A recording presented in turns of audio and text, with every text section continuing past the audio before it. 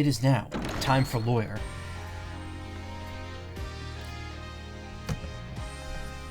Alright, so, Apollo Justice time. I last streamed this on Wednesday of last week. We finished Case 3. We started Case 4. It's a clusterfuck opening. We got some new court system going on. And we're gonna defend an artist who doesn't like talking. And who may or may not have killed her father.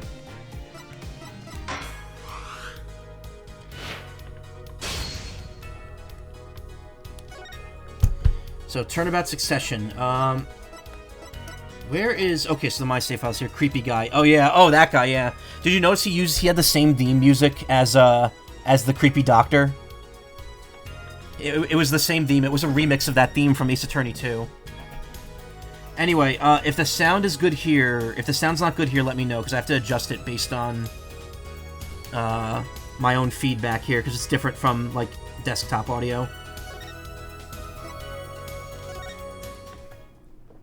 I have the mic turned up too, so I shouldn't be too quiet. Anyway, as I mentioned, I have a very, very specific spot I want to stop at with the stream so that I could finish it in one more. I'm going to say this. Tonight is all court. You're not going to be seeing any investigations tonight at all. You will, however, be seeing you and me. Let's get me back in there. There we go. October 8th. That's the day right now. Oh, you're right! And you know what? This game takes place in 2026. This is literally a year from today. A year and 9 hours from now. Oh, this is in LA, so it'll be a year and 12 hours from now. No, 11 hours. Yowdy, Karma. Look what day it is in real life, and look what day it is in the game, Karma.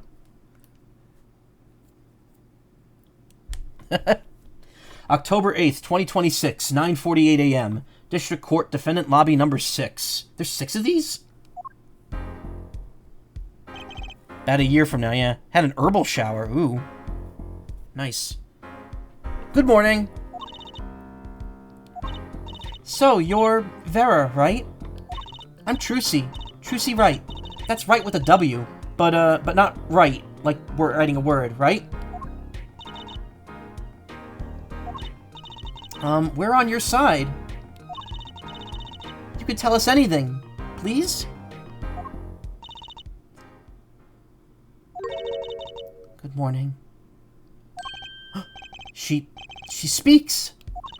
Not bad, not bad. But I think you do better with a little smile, you know? You're so pretty. You need to sell yourself, you know? Trucy, let's take it easy for starters.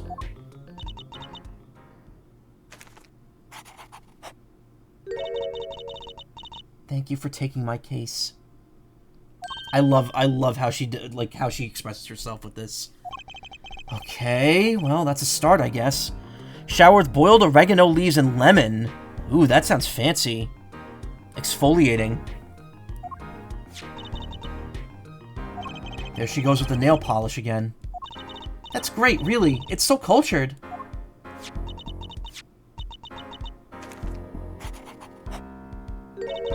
Want to try? Ooh, really? Ah, girls. The victim, Drew Mission, was a forger. Anya Forger, and a stolen painting was found in his studio. A life of crime, really. And maybe one that led to his death. October 8th, 10 a.m. District Courtroom number 3.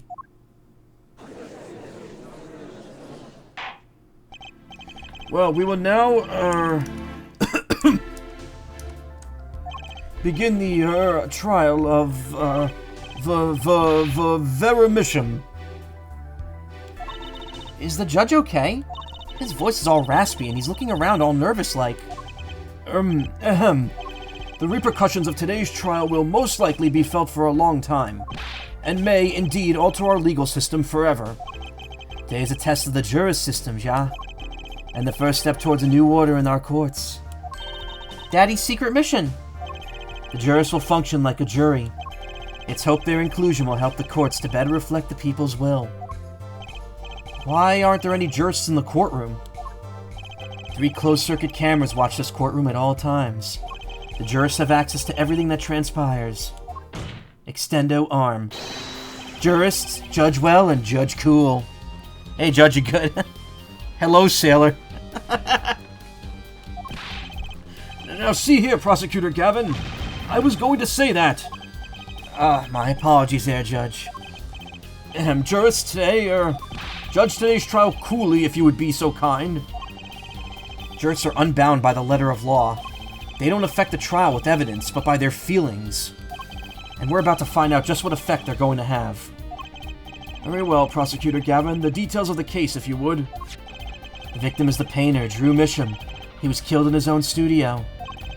His coffee was poisoned. By whom, you ask? By none other than the defendant, Vera Misham. He says Vera. No, it's Vera. I don't know, actually. Hey, Izzy, how you doing? There wasn't any poison in the coffee.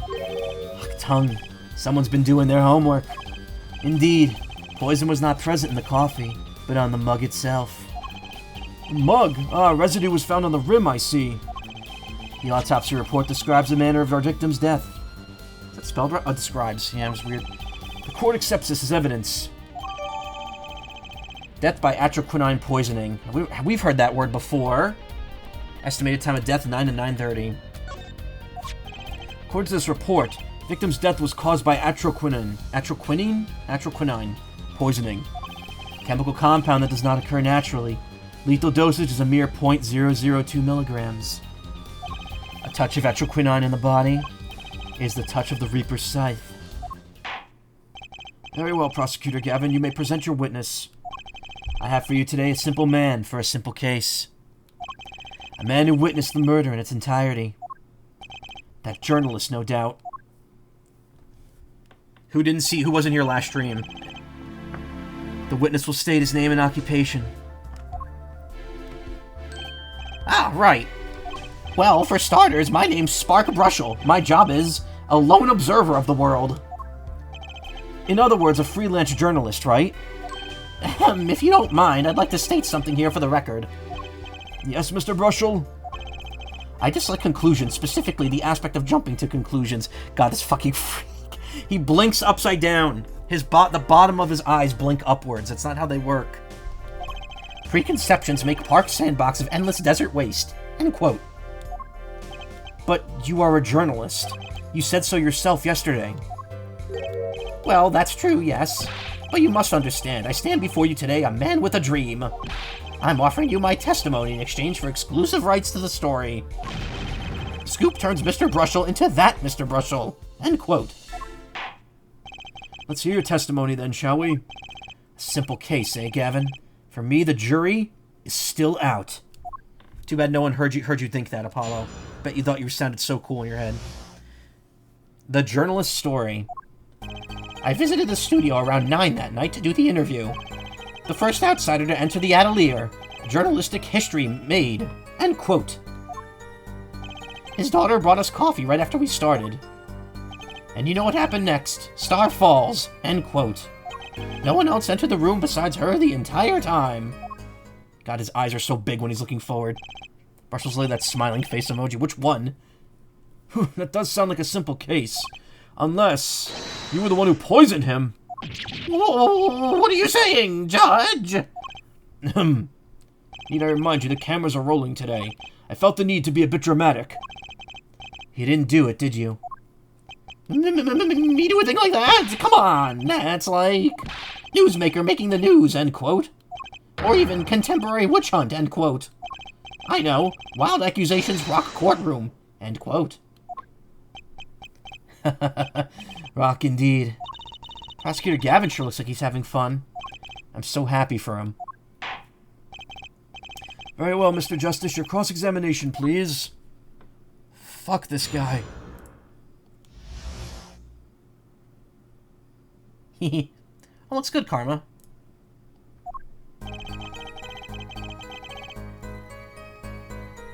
Hold it!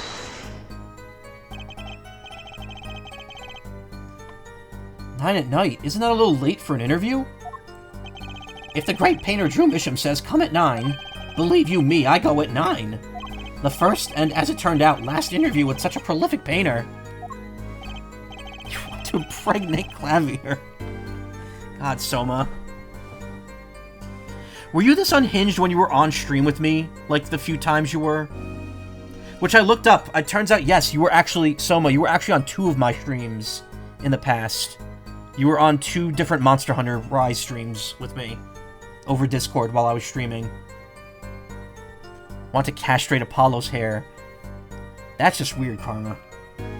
Right, can you tell us what it was... Can you tell us what it was like when you arrived? Always happy to do more. Hell yeah.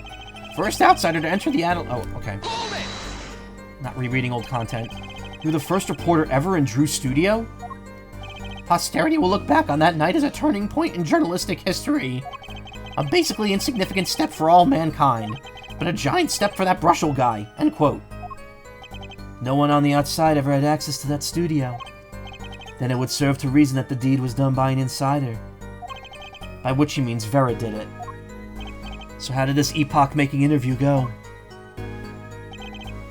It's just weird to think about, because that was so long ago. That was 2021, when we played Monster Hunter Rise. And so much has fucking happened since then. But yeah, if you didn't know, if Karma wouldn't, because Karma didn't start watching my streams till about half a year later. Soma is a good friend of mine, and we've actually streamed, done multiplayer streams together before, with Nessie, and my other friend Val actually too. Would you mind being a little more specific? Woo-wee, let me tell you, I enjoy a cuppa. Woo-wee, Rick. In fact, In fact, it all began when I was in 3rd grade. No, wait, 4th grade. That's not what I meant. I believe I know what Air Forehead is driving at. This coffee the victim was served. Did anyone other than the defendant touch it? Right, that. That's what I was going to say, really. Well, now, if you got a question to ask, you'd best straight up ask it. That's what I tell all the new recruits. Several times, if necessary. He's a freelancer. What recruits are you talking about? Write for a grade schooler. That's my motto. Which isn't to say I can only write grade school level stuff, mind you. Who touched the coffee? Dunno. I was in the back, looking at the studio's equipment, when she served it. And what happened next?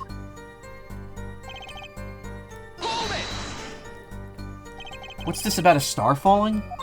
Star falls, huh? It's like an old telegram. Send money. Over. Zowie, you don't know? That's like a journalism code word. An important personage passes away. A star falls. Get it? But there's no gravity in space, is there? I wouldn't think stars could fall, really. Does this matter at all? Matter? Ooh, I added a Y to that word. Ooh, boy, this is good stuff. Good stuff. How about star breaks? Nah, lacks punch. I know. Star dies. Nah, lacks imagination. Of course you could go with the Drew dies. Straight to the point. I like it. I think we might need to hear something a little more substantial. Moment of death, Brussels coffee, the stars coffee. You say Mr. Misham had the coffee too. Courtroom was full of... did you mean to say ADHD or autistic, like as one word? Is that ADHD children? Brussels sprout will doodle-doo, I would shove their face in the loo. Okay. Very good, Karma. But did you actually see him drink the coffee?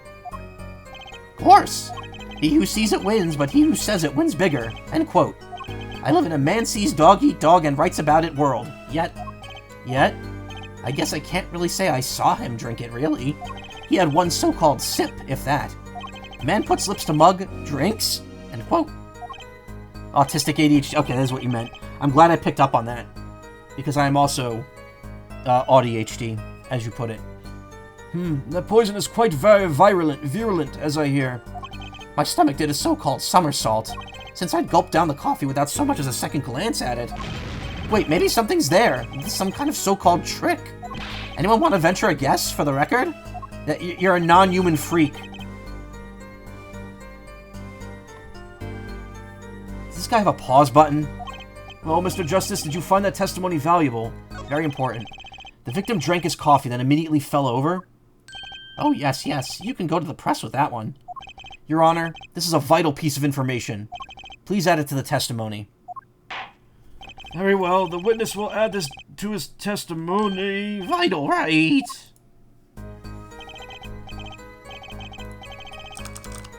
One second. Gotta type something to someone real quick.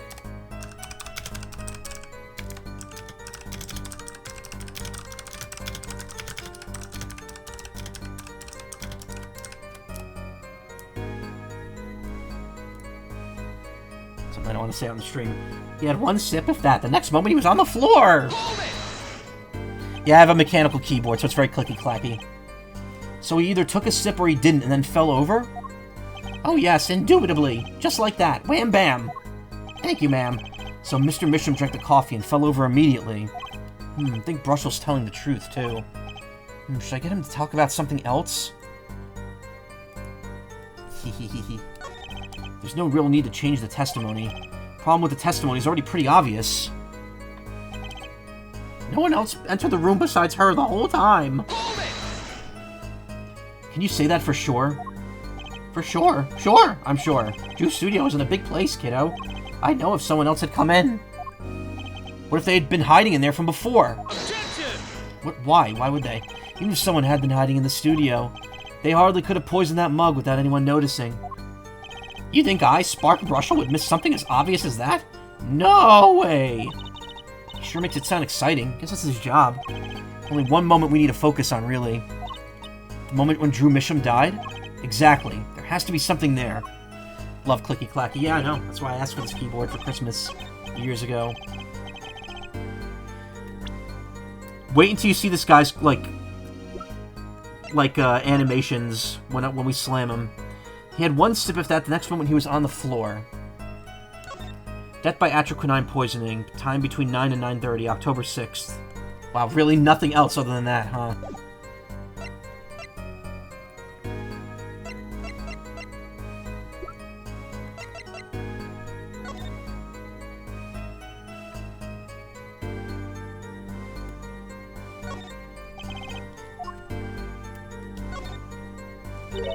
See that there? That's poison. Yeah, don't lick it, Apollo. Don't worry, I'll be fine. No, you won't. You'll die. Look, I know. I meant I won't lick it. Who knows what you do when I'm not watching? Concern is touching, really. Next thing you know, she'll be telling me not to drink coffee before bedtime.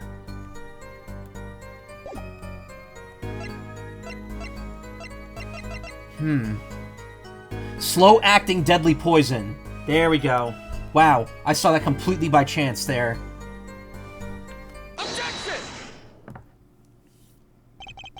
You know what I have a problem with? A particular property of the poison used. Atroquinine. Quinine. I don't know how you pronounce it. Oh, Prosecutor Gavin was quite clear about the poison. A lethal dosage of 0.002 milligrams paralyzes the central nervous system. If you drank that, even you, Mr. Justice, would be reduced to a quivering pile. Why are you using me as an example? Unfortunately, we weren't told everything. There was a vital omission in Prosecutor Gavin's information. An omission? Atroquinine is as virulent as he says. But death doesn't come upon ingestion, not immediately. That's because atroquinine is slow-acting. Slow-acting? What? According to one forensic scientist. It's one of the most virulent poisons, but it's absorbed into the body astonishingly slowly. It takes at least 15 minutes from the time of ingestion for adverse effects to show. If we suppose that the moment Mr. Misham sipped the coffee was when he sealed his fate, then he would still have had time left to enjoy his last cup of joe. Oh my god, look at his sprite from the back. That's very weird looking in that art style. Order, what's the meaning of this? If what the defense says is correct, why, that contradicts the entire testimony we've just heard. Well, Mr. Brushell, anything to say? On the record? Fucking cryptid-ass posture. Slow acting. Slow act. It was virulent, alright. Even then, it had already begun digging its claws into the journalist. He's working on his scoop. Extendo arm! It's Brushell, ja? Yeah, Brushell. Let's take a trip down memory lane. Huh? Did the victim really die the instant he took a sip? Think it over. This is vital. Brushel doesn't look like he exists in any of the games. He doesn't look like he should exist, period. You know what I think? I think that was a not-so-subliminal suggestion. End quote. I admit, it does cause a problem if he died when you say he died. I'd be forced to say, oh, auf Wiedersehen, auf Wiedersehen, to my simple case. And you would be forced to say farewell to your article. Come again? You can't write a story based on conjecture, can you? And as the case drags on, other reporters will pick up the scent. And you'll be forced to kiss your exclusive scoop goodbye. Can I speak German? The answer is no. I can barely speak English. Scoop? Scoop! Look at this. He brushes his tongue, and then he brushes his glasses with the toothbrush. Look, wait a second. Just 1 second. We're waiting. Out with it. I think I just recalled a so-called important detail. A revival of recollection, end quote. A story survival, end quote. Attorney utterly confused. What? Attorney utterly confused, end quote. Speaking of utter, I may be getting some clothes soon relating to a certain animal from a certain place that might look really neat. I don't know why I brought that up. And obviously I meant utter, not utter. Actually, I did notice something when I visited the studio. I heard of a poison that takes its sweet time, see? But not what I've been saying for the last few minutes, apparently. Mr. Brushel, are you saying you noticed something that explains what happened? You bet I am. The antidote for a poisonous contradiction, end quote, you might say. Or, I still have no idea what you're talking about, end quote, I might say.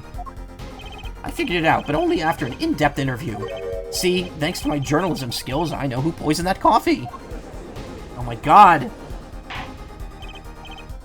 Order, order, order! As far as I can tell, the witness is standing by his testimony. That Mr. Misham died at the incident after he drank coffee. I don't know why I said coffee there. It wasn't in the word. Of course I'm standing by my testimony. And my dream of exclusive rights to this story.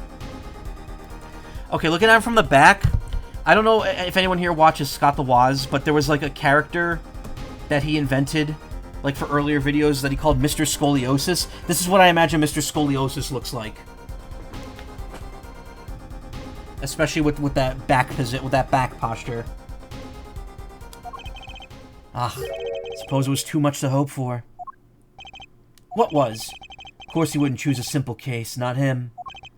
Him? Phoenix Wright, who else? Hey Wolfshe, how you doing? Achtung, Brushel, report for us if you would. What is it that you noticed? This court is a critical trial of the jurist system. I'm afraid no room for doubt is permissible. You will testify to the court about what you noticed.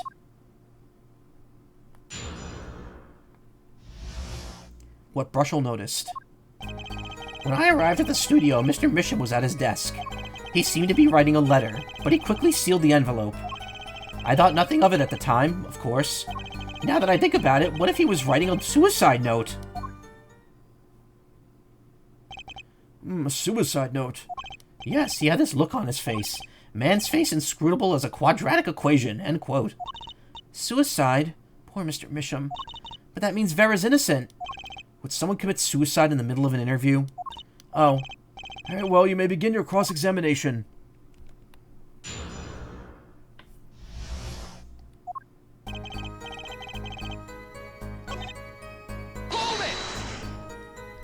So he put the letter away when he saw you?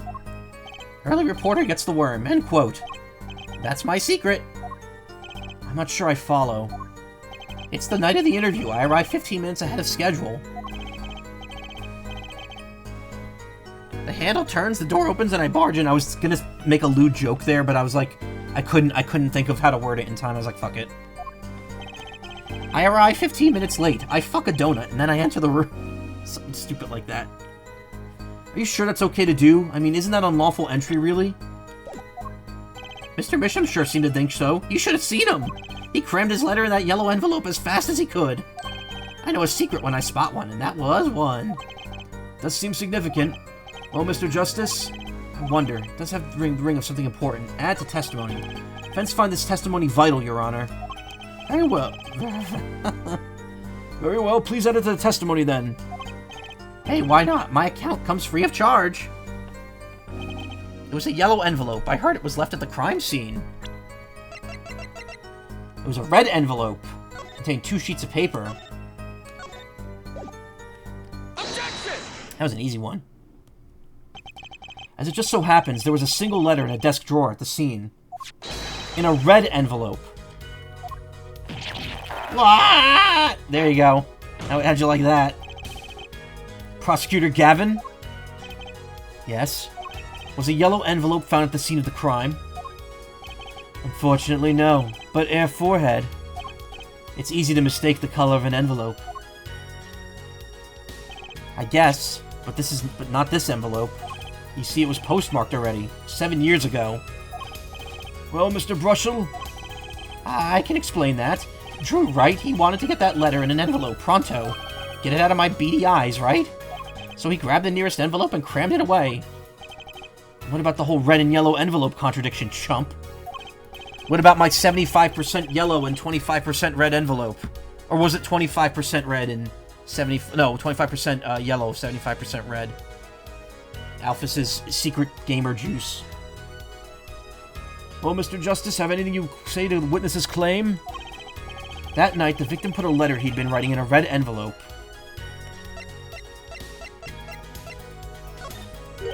That's impossible. I like your expression. So full of confidence. It's simple, really. As it just so happens, the defense team investigated the contents of this envelope with the assistance of a forensic scientist. What? Note that this letter is addressed to Drew Misham. Oh? Why would he address a letter to himself? Let alone send a suicide note to himself. I've been scooped! Order, order, order! Mr. Brushel, can you explain this to the court? Oh, my. How could I have forgotten? I suppose this happens to the best of us. Reporter gets old, forgets lots, end quote. It's old. You're younger than me, dipshit. I'm still waiting for an explanation, Mr. Brushel. Well, that's the thing, see? After he put his letter in that envelope... Yeah, I mentioned this before. This is the theme of the creepy doctor from Ace Attorney 2. Actually, he was in this game, too. He was at the very beginning, when Phoenix was in the hospital. At the beginning of Case 2. But yeah, this is one of the few songs from the older games that actually gets remixed directly in this game. Well, I'm older than him and I wouldn't forget it. Yeah, exactly. Well, that's the thing, see? After he put his letter in that envelope, Mr. Misham sat there searching his desk drawer for something. His desk drawer?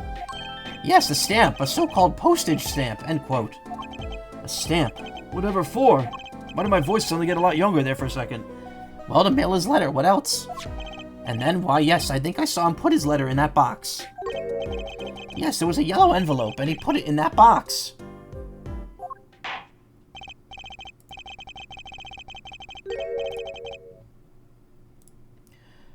Wait, what? Well, apparently this yellow letter has nothing to do with this case. Oh, how I wish it did. Just think, if that were a suicide note, what a story. Star writes suicide note in front of reporter, falls, end quote. As I was saying, that has nothing to do with this case. That said, yes, Your Honor, it makes me wonder about the contents of that red envelope.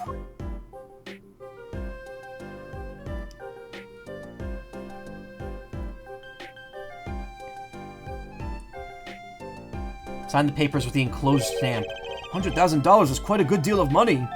So this was from 7 years ago, ja? Adjusted for inflation, that'd be like $100,010 now. So, am I finished here? Am I finished here? I was thinking of, going home to start writing. Why are we doing this? I hate to state, which should be pretty obvious to everyone, but when you catch the scent of a story, you make that rather unique face. Come on! Attorney has active imagination, little else, end quote. Even I noticed something, and my eyes aren't what they used to be. You know, I'm starting to understand what all this perceiving stuff is about. Judge's active imagination, end quote. Please continue with your testimony. Tell us about the scent of the story. Hey, I'm the one asking the questions here. Usually.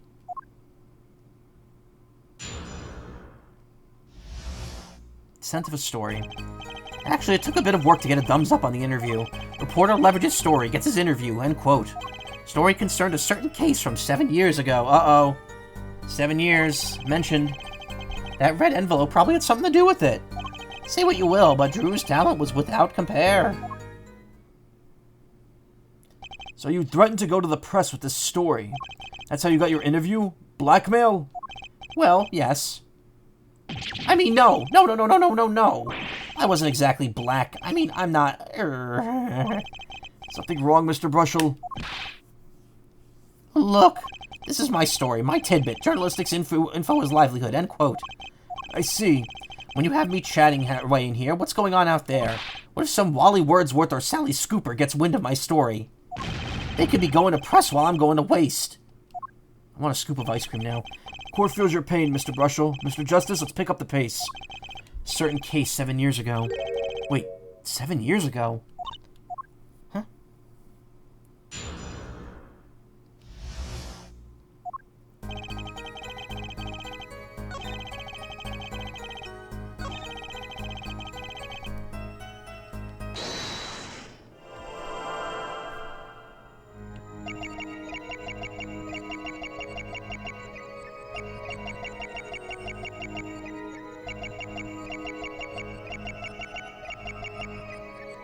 I think I remember what it is.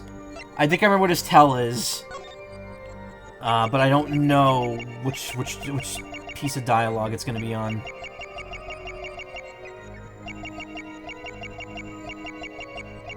It's not here.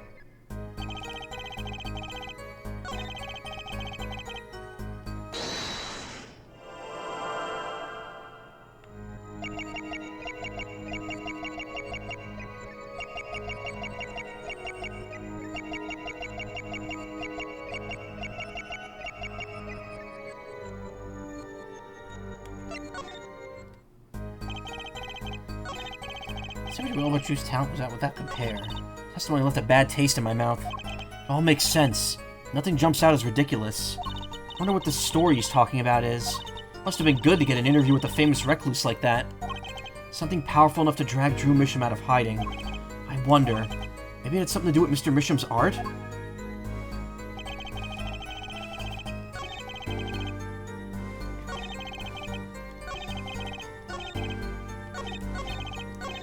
Talent.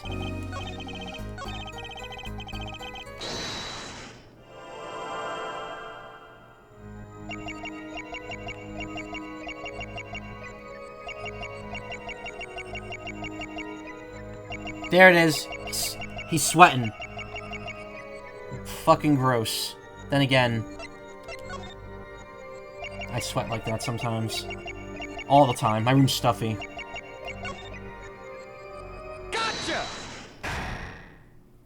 Drew's talent.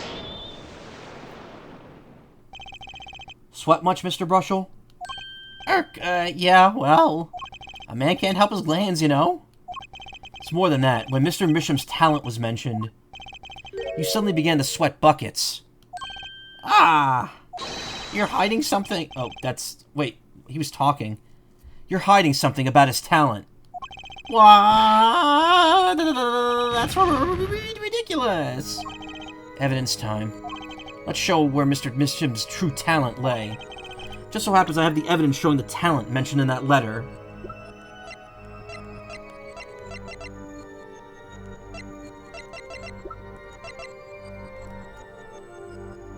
Take that! This painting was found inside Mr. Misham's studio. There are two problems with this painting. The first is that it wasn't painted by Mr. Misham. The second is that there was another painting in the studio, which looked exactly like this one, except it was only half done. Then we have a letter discussing a payment of $100,000, which suggests a certain business operation. The business of making forgeries. Ooh, dog. His teeth are outside of his mouth.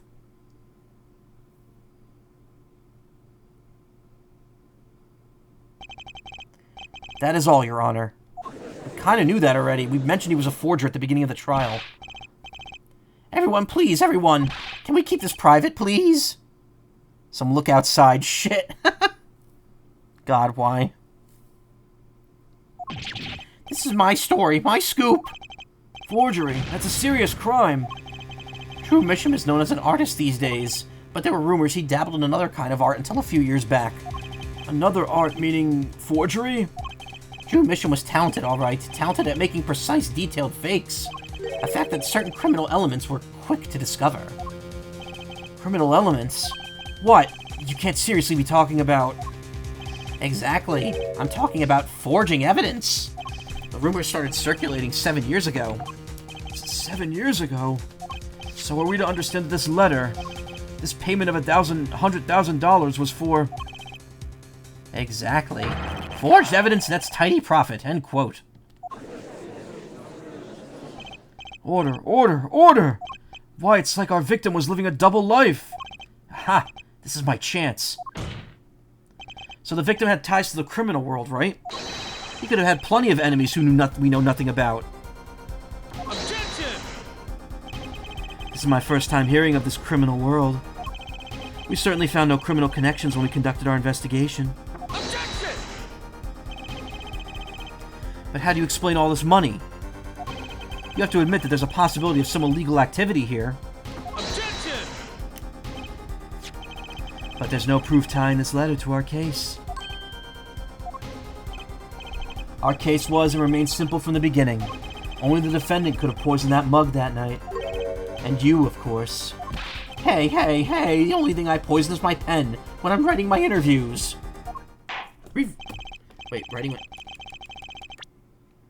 Reviews, excuse me. Not interviews. Mr. Brushel, your testimony to this point has been quite unreliable.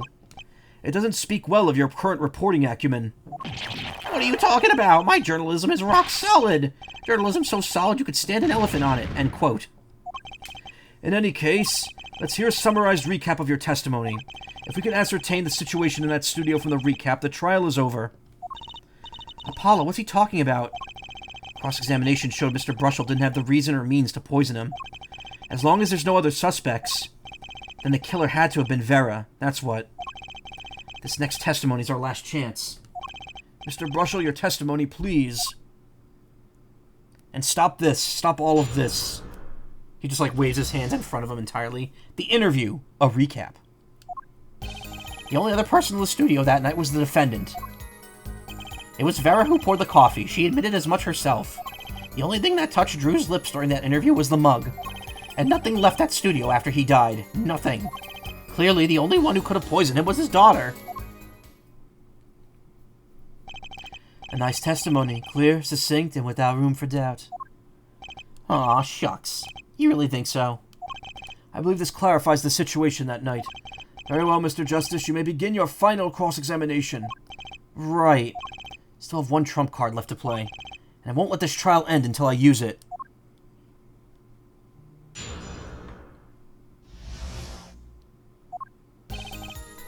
Hold it!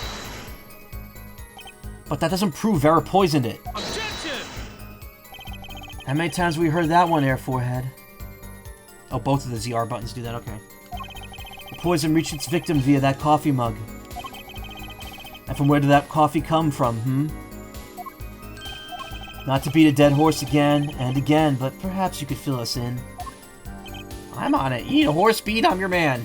Dude, this man beats off horses. As if he couldn't get any weirder. Hold it! And you witnessed her pouring the coffee. Of course I didn't witness it. When she came in with that tray, the coffee was already poured and steaming. Let's not forget the defendant has admitted to pouring the coffee herself. I heard her statement. I poured, I served, and I killed. What? That last part was just a little joke. I don't think I'm going to get anywhere with this coffee mug. I need to find another weak spot in this case. That design is off-putting. Oh, hey, Jacob. Oh, you mean, this dude? Yeah. Hold it! You sure about that? Well, to be really, really precise, I was busy gobbling mint candies the whole time. One of these candies might have been poisoned! Brian the Centurion Tiger raided me for 4 people. Hello! How are you doing tonight?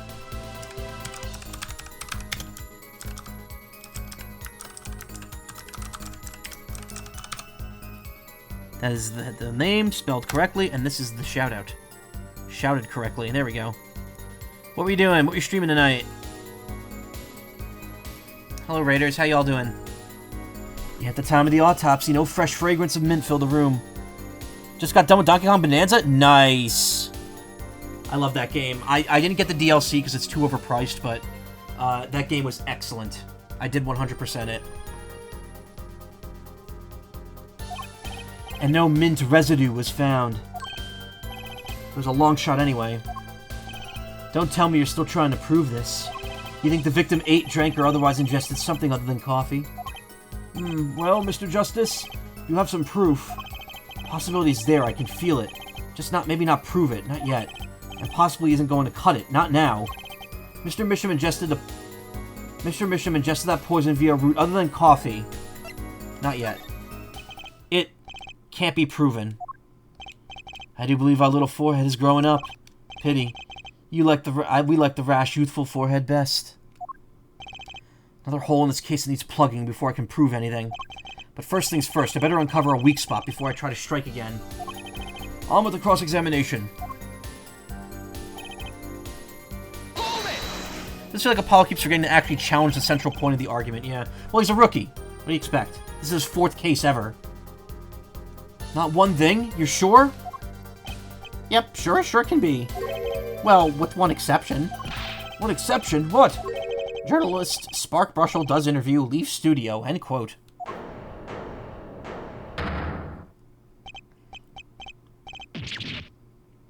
If he wasn't so meticulously... You know what that is? That's a shit-eating grin when he smiles like that. And that's why he fucking brushes his teeth so much.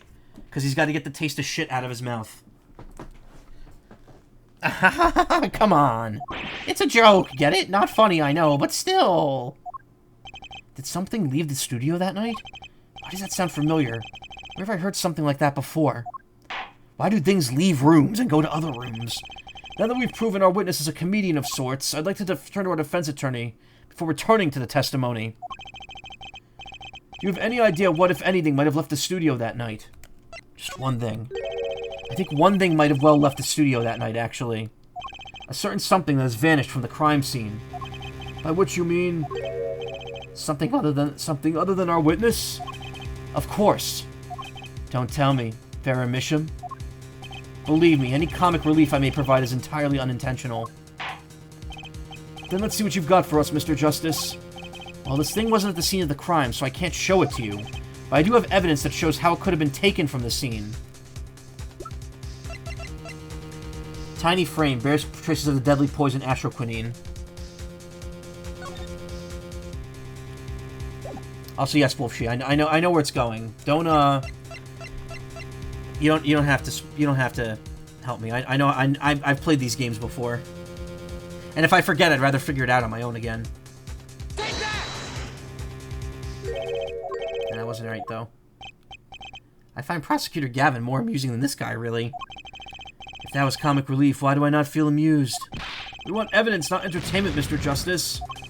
There goes my career in stand-up. Well, this thing... Okay. I have to show how it was taken first. It's the letterbox. Take that! This is the only link between that studio and the outside world. Capcom needs to make more Ace Attorney games, yeah. I'm predicting Ace Attorney 7's finally going to get announced next year, because they're out of collections to release now. And they're updating the original Ace Attorney collection either this month or next month, I forget when, to be, like, better. So, that means there's nothing left for the series now, which means we need a new game next year, which is why I'm trying to get through this trilogy over the next few months.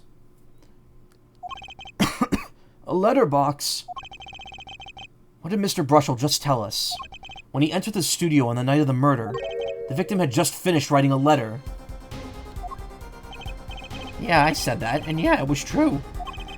Furthermore, he went on to tell us that he put the He put the letter in a yellow envelope and put it in the letterbox. Well, there is the Edgeworth games. They already got re-released. There's already an Edgeworth collection. I played that earlier this year, actually. The second Edgeworth game. But that very same letterbox was empty. In other words, that night the yellow envelope disappeared. Objection! Ah, yes, intriguing. So an envelope has disappeared from the scene of the crime. Of course, this changes nothing. Huh? He has a point, Mr. Justice. What we're trying to figure out here is how the poison got into Mr. Misham. Is it really important that this envelope the witness says he saw disappeared? Well, if it did disappear, then something did leave the studio that night. That seems very important to me. Very well, then. The witness will add this to his testimony. You got it. Still think this fails to change anything here, Forehead? I wouldn't be so sure. Letter disappeared from the crime scene that night. This is exactly the opening I've been looking for. A letter was put in the post from the studio, but I hardly think that matters. Nothing could be more serious than an envelope disappearing from that studio. And you were hiding that fact from us. Yes, well, actually. I don't argue the possibility that a letter disappeared from that studio. But Forehead, isn't there a much more serious question before us? Right, how Mr. Misham was poisoned, I know. But Mr. Brushell's testimony has changed, which means the facts of this case have, too. And what he told us means something entirely different now, I'm starting to think. Let's keep thinking, Apollo. Clearly the only one who could have poisoned it was his daughter. Hold it! You say clearly as though it were obvious. But this claim the defendant poisoned the victim is merely conjecture. Ah, yes, well, you see, in my business, it's all about making the most ridiculous things sound right. A bad habit, I know. Yes, well, actually, I guess this is more a case of ridiculous journalist sounds wrong. End quote. Court is forced to agree with you. Please refrain from wild conjecture. Understood loud and clear. If only I could believe that. What do you think, Apollo? Everything he's saying seems so not flawed. Well, that's kind of what you want from a testimony, really. Need to keep my eye on what matters. How and why was Drew Misham killed? Better pour the coffee. That's not going to change. But if the coffee didn't kill him, I need to find what did and prove it.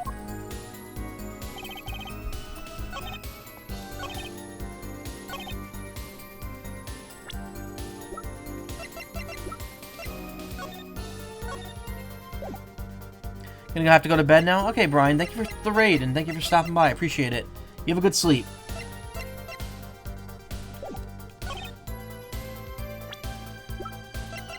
Objection!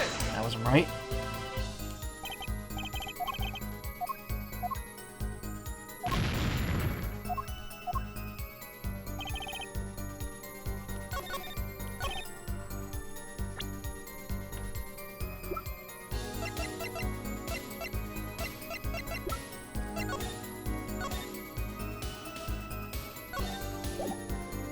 Objection! That wasn't right either. Shit.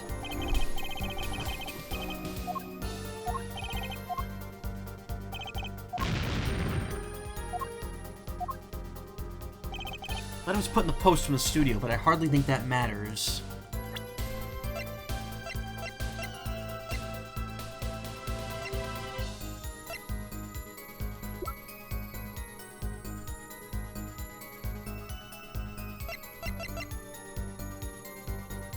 The update for the trilogy will be on November 19th. Wow, that's a long time for an update. But then again, it is a pretty substantial one.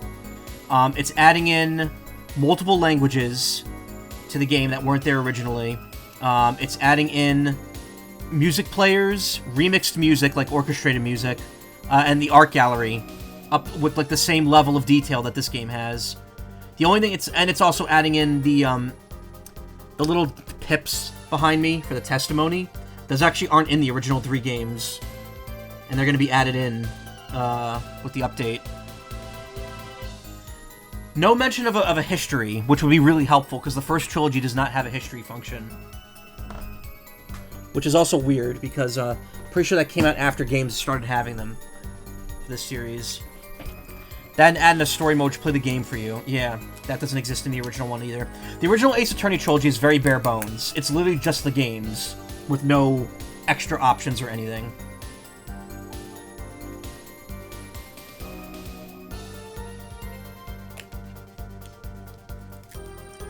starting to think the shitty mini fridge isn't working anymore. My green tea is all warm for some reason. And it's definitely on.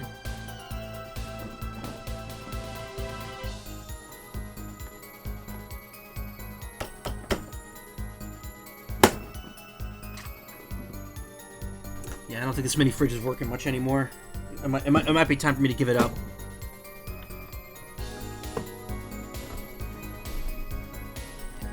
Ugh.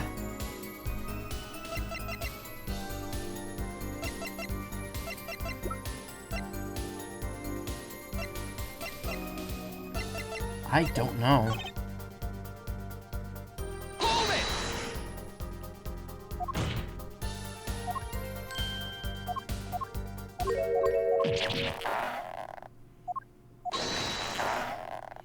Let's watch him squeeze his head a few more times. Maybe that'll help us. Please do something, he's scaring you. Fuck, The only thing that Drew's lips touched during the interview was that mug.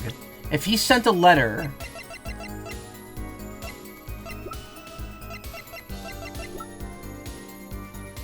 Objection! Oh my god, what is it?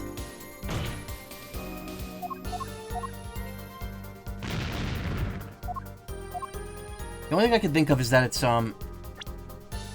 that's the frame here. Objection! It's not. Let's restart and get my points back.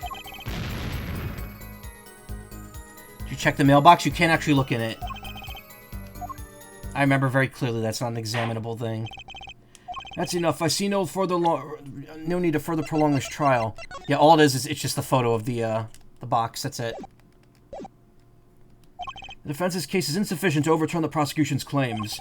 The court finds the defendant Veramisham. You can't do that, Judge. This is a jury trial. The defendant will surrender herself to the court's care to undergo a regular trial at the High Court within a month's time. Court is adjourned. But, Judge, what about the jurists? Fuck them.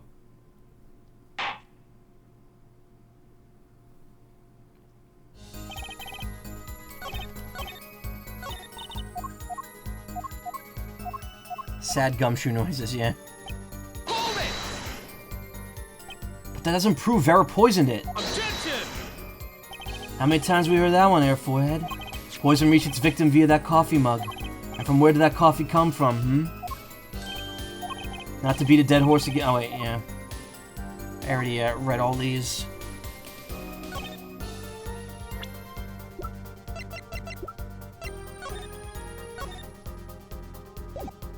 Objection! Damn it. I know what it is, it's just I don't know which statement to present it on.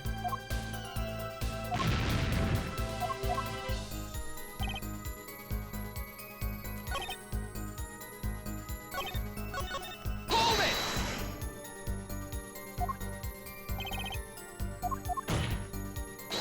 Objection!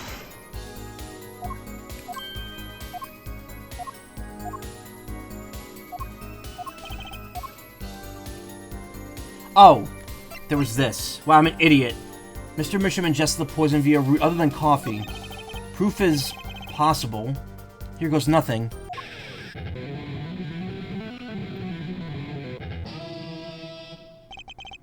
You don't understand what we need, yeah? Proof, Fair Forehead, not possibilities. Of course, and Prosecutor Gavin, I hope you understand. I'm ready to give you that proof. What did you say? Hell yeah, sick riff. I have proof of the disappearing envelope. I saw him writing a letter, I did. Which was picked up by the mailman, I presume. Of course, which means... the envelope had a stamp on it. A stamp. Ah. As we all know, stamps come with dried glue on the back. In order to use the glue, you have to wet it. By licking the stamp. Objection! No one worth talking to actually licks stamps in this day and age. Objection! Even if you wanted to talk to him, you couldn't. He's dead, after all. Objection! Okay, so he licked the stamp. But wait, how does that explain the atroquinine on the rim of the coffee mug? Objection! If he licked the back of a poison stamp, the poison would get on his tongue, yes? What would then happen if you put the coffee mug to his mouth, Those traces on the mug weren't the killer's doing. It was the other way around. He had those sticks of fluid for stamp and letter wetting. I mean, nowadays, all the stamps I always see are just peel-offs, like stickers.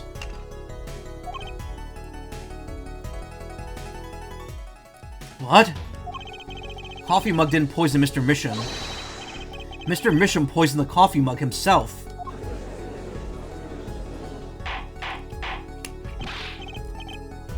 Order, order, order! But that doesn't... Does it... Recall, if you would, atroquinine is a slow-acting poison, yes?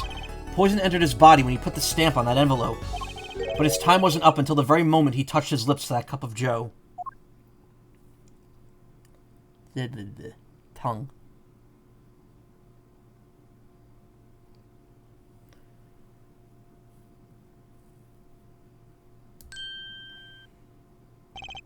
You have something to add, Mr. Brushel? Uh-oh, his nose is picking up another scent. As I believe I mentioned earlier. Well, that's the thing. See, after he put his letter in that envelope, Mr. Misham sat there searching his desk drawer for something. Yes, a stamp, a so-called postage stamp, end quote. But you know, I don't seem to remember him ever finding one. Maybe he just run out?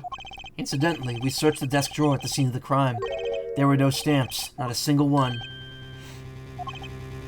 That does pose a problem. How will you prove that the stamp was coated with poison? Actually, I'm glad no other stamps were found. Makes proving the stamp he used was poison possible.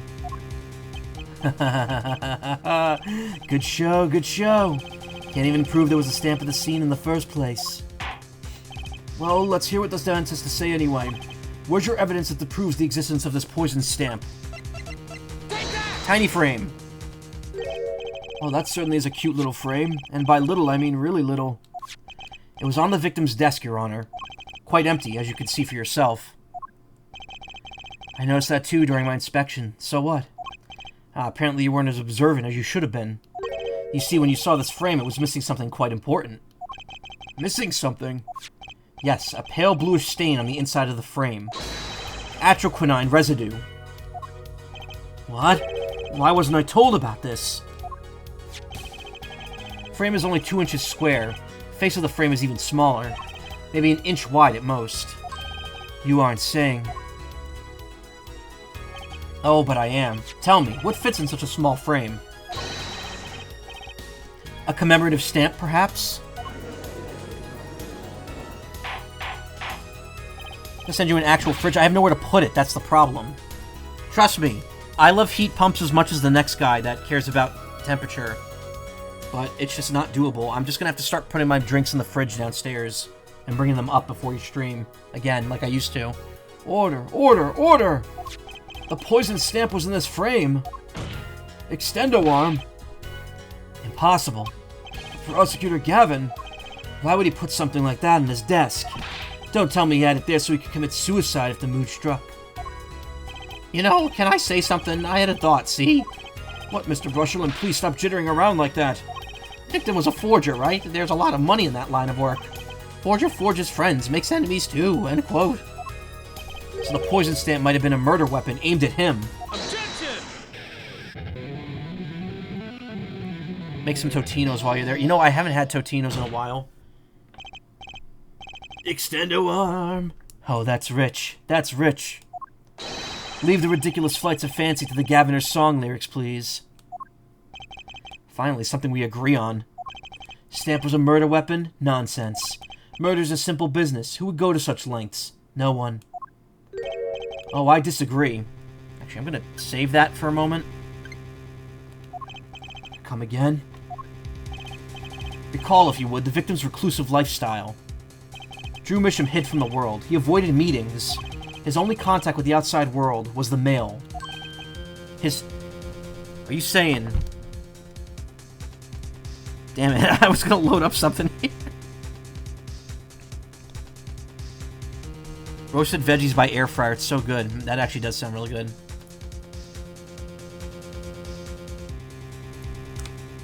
Fuck, I couldn't set it up. Anyway. The mail! Are you saying that his package came in the mail? Oh my, that says a lot about him, I think. It's funny because the first time I heard that joke, I immediately thought that sounds like a Jabroni Mike joke. That sounds like shit Mike would say on his stream, and he would like raise his eyebrow between each word. Now, if you wanted to kill someone you couldn't meet, but you knew red letters, a stamp would be the perfect weapon. Ridiculous. Where's your proof? My arm is still extended. I want proof. Show us evidence that puts this poison stamp was sent to him as a murder weapon. I might not have evidence, per se, but things are finally starting to come together. What is it, Apollo? Your fists are trembling. I think I know what happened. I don't believe it, but I can see it. I think I know how Mr. Mission was killed. Talk about Mike. Have you heard about what's going on with him? No. I've been seeing clips of his streams, but nothing major. Well, fill us in, Mr. Justice. Health-wise, no, I haven't. Is his health getting better or worse? I hope better. A certain piece of evidence points to the truth, Your Honor. I could show you how someone with the intent to kill Mr. Mission sent the Smith. I could show you what someone had with the. Oh my God, sorry. It's been a few days. I could show you how someone with the intent to kill sent Mr. Mission a stamp that stamp.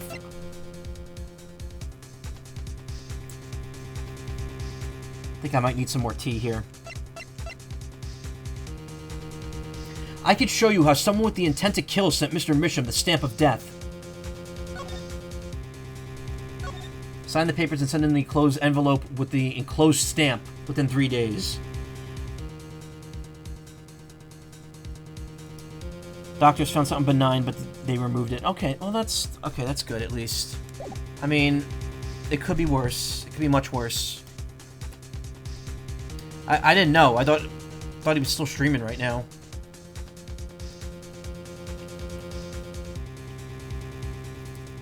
I feel bad for him. His body puts him through so much shit that he doesn't deserve. I'm pulling for him. I really am. I hope he's good.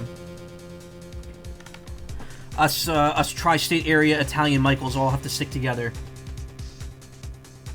Take that! Isn't this the envelope? The one from 7 years ago? Think about the text of this letter again. Deposit $100,000. There were 2 pages in the envelope. This is page 1. And this is page 2. I want to draw your attention to one phrase in particular. Send in the enclosed envelope with the enclosed stamp within 3 days. The enclosed stamp, Your Honor. In other words, if I have this straight, the stamp, poison on the stamp, lick, lick, gasp. End quote. Now, what if he had done exactly as the letter asked? He would sign the document, put it in the envelope, and put the stamp on it, right? Then he would put it in the letterbox. He also got offered some drugs too by a guy at a bathroom randomly, by a drunk guy randomly at a bathroom. You know what? If he's going, first off, I would have to wonder where he is. But like, you know, in New York, that happens. It happens more frequently than you probably would think. Just another one of those funny stream stories he could tell later.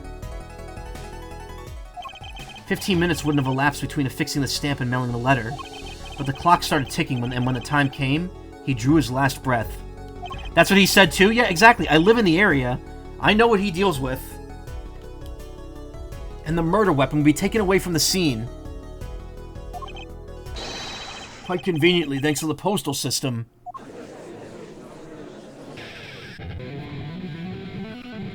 Anyway, stamp was poisoned. Drew Mitchum licked the stamp, sent the letter, and then died 15 minutes later while drinking the coffee. That's what we're going with right now. Such a splendid imagination you have, Air Forehead. Let me confirm one thing with you, if I might. Yeah, stamp was gross. It was a gross stamp.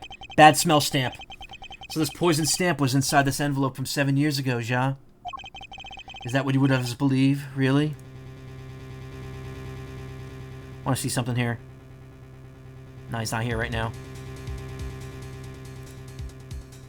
There's a certain someone I want to gift send a gift sub to when I get the chance. But he's not here right now. Is that what you'd have us believe, really? Well, it's a little bit of a stretch, but there's a possibility. Yes, a very small possibility. How small, I wonder? A poison stamp in this envelope, a stamp that then became the murder weapon. How do you intend to prove this seeming coincidence? Well, it was 7 years ago, and we don't even know who sent that letter. And your answer is silence, I see. Very well. I move to...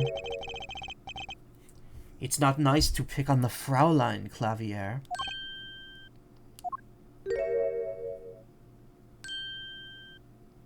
Ah, Emma? Well, like my Christoph Gavin impression? Did I sound like him? Why would you impersonate Clavier's incarcerated brother on the stand? Like, why would you do that? What kind of joke is that, Emma? Man, getting accused of murder 9 years ago really fucked you up, huh? Don't quit your day job. Don't you have a crime scene to be looking after, Fraulein Detective? It's also weird because Christoph did not use German phrases in his speech. Only Clavier does that. Psychological horror, yeah.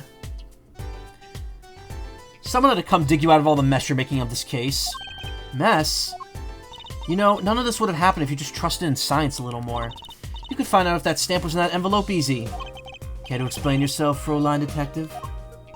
Glare at me all you want, but science is on my side. It's all in the residue, right? That's right! The poison detection spray!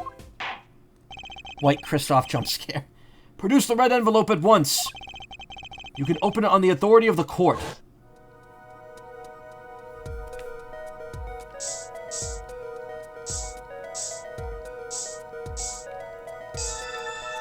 I've enclosed a jewel that will protect you. Peach just sends Mario one of these letters between worlds in Mario 3. Please lick the stamp that I gave you. It will protect you in the next world. If only people could trust science way more. Yeah, exactly. Because Emma had a sister that's been incarcerated. Again, Karma. After you're done watching this game, look up Lana Sky's Parole on YouTube. The full series. Or the full thing. It is so worth your time watching. It's fan-made, but it's like... I love it. It connects the original trilogy to this game. With Lana, specifically. Well, would you look at that? No mistaking it. That's atroquinine residue. Again, though, I'll say wait until this game is done before you watch it.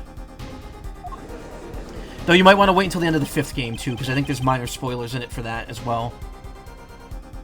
I don't believe it. A murder weapon from the past. Now 7 years later, it bears its fangs at last. Hey, that rhymed. Extendo arm. Absolutely outrageous. Tell me why. Why didn't this murder take place 7 years ago? Where'd my cool voice go? Well, there's one possibility. Maybe Mr. Misham figured it out. Figured out what? He realized that the person who sent that letter wanted him dead. So he sent his reply with a different stamp. And put this decisive evidence in a frame.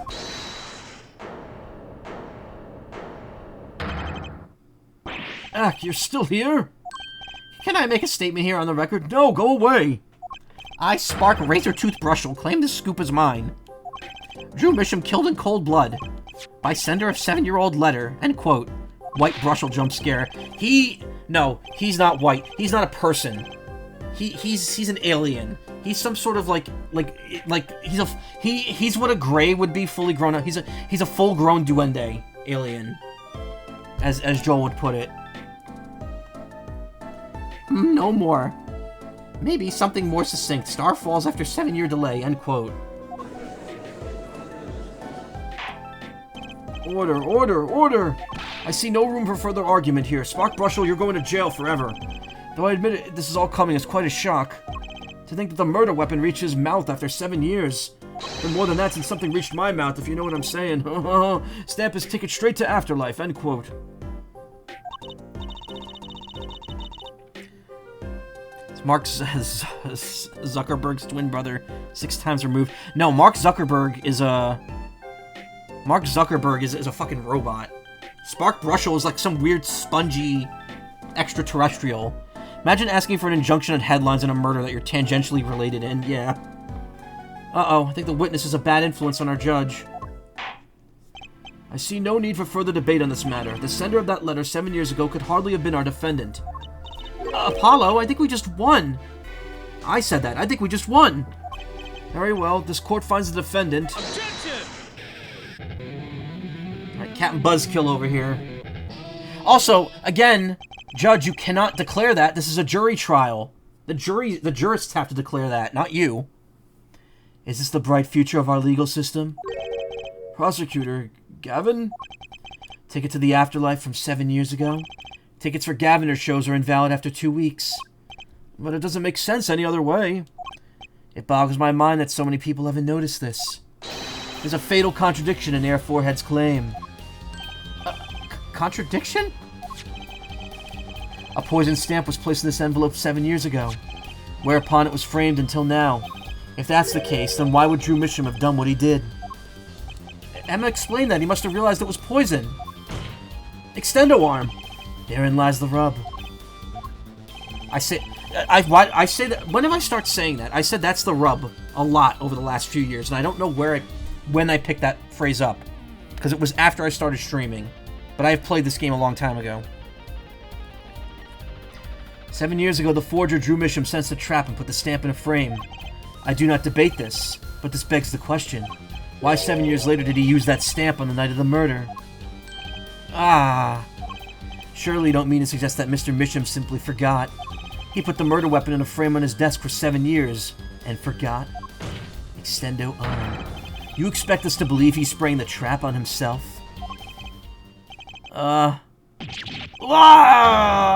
Monkey face.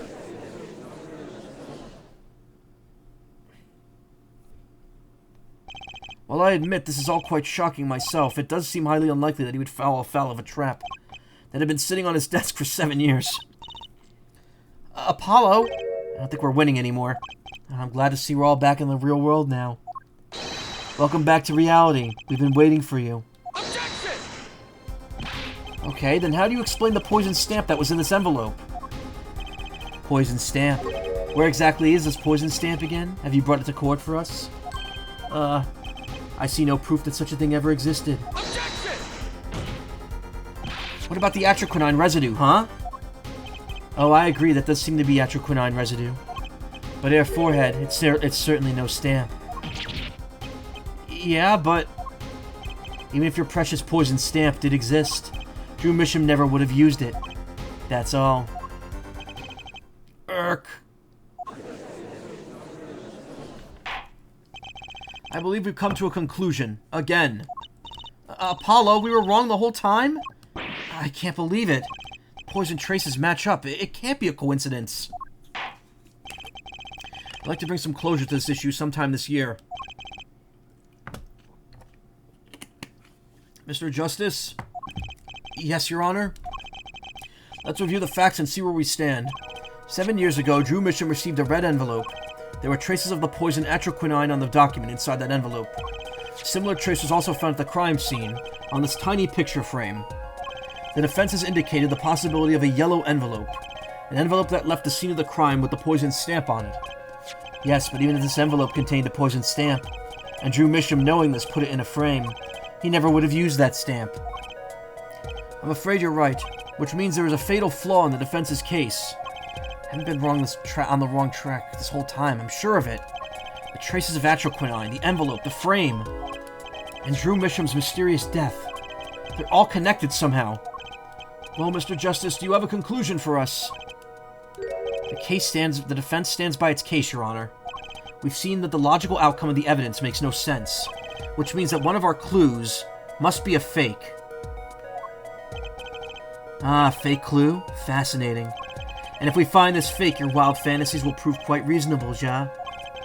The fake clue that's thrown us off the poison's trail is none other than the red envelope, the frame, Drew Misham. I actually don't know which one this is. I do feel like Clavier's badgering the point. The whole premise of this case is the fact that Vera has to be the only one who could have poisoned her own father, because no one actually witnessed the poison.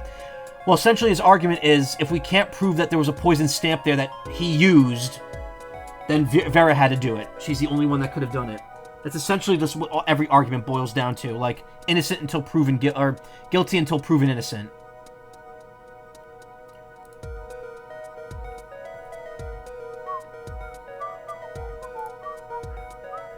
I think it's Drew Misham himself. The victim was a fake clue. I'm afraid I don't understand. I'll explain. We have an envelope, a frame, and a mug linked by poison. That all makes sense. What doesn't make sense is the victim himself. Objection! Congratulations, you've completely lost me. So the fake evidence is none other than the master of fake himself, the forger?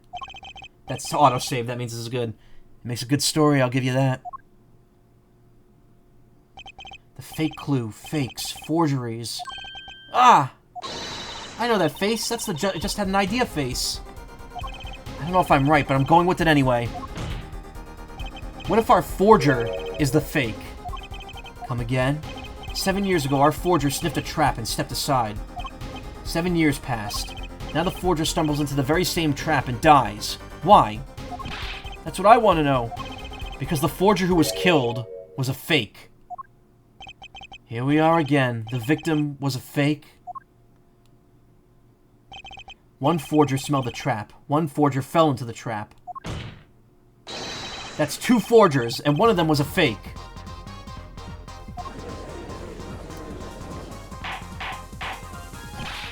Uh-oh, I'm frozen. Been a while since that happened. Order! Order! Just blew this shit wide open, yeah. Just like me after eating Taco Bell. Extendo arm. So you're telling us that Drew Misham, the victim, was a fake, and that we're now sponsored by Taco Bell? When he finds the button for it? We're not sponsored by Taco Bell, by the way. So what, is there a second Drew Misham? Is there a second Misham? Quietly eats a chalupa, hell yeah. So you're telling us that Drew Misham...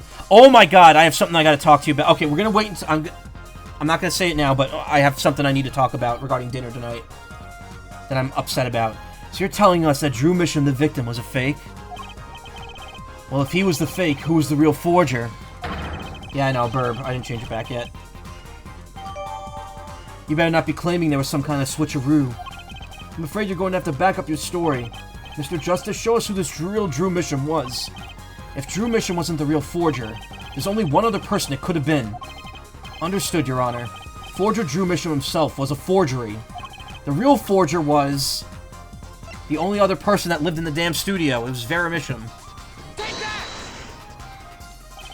There can only be one explanation, really. The real identity of the forger known as Drew Misham is none other than... his only daughter, Vera Misham. Order, order, order!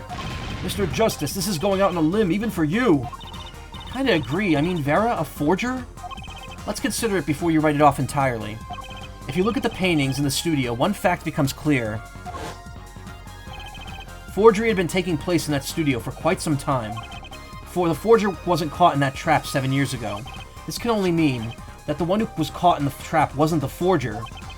Well, actually, that does kind of make a certain amount of sense. One more thing. Only 2 sets of fingerprints were found in the forger's studio. Drew Misham's and Vera Misham's.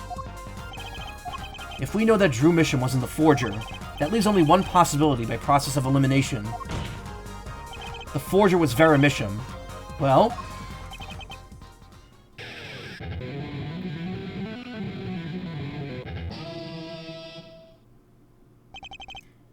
fascinating.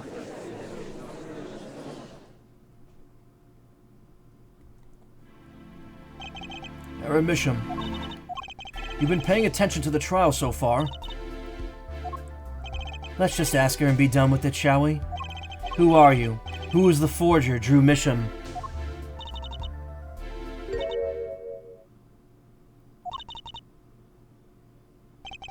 Was that an expression of emotion I just saw on her face? She's staring holes in the prosecutor Gavin's face. I'm used to being stared at by Frolines, believe me. Though they usually talk to me, too. Tell us, were you the one who forged those works of art?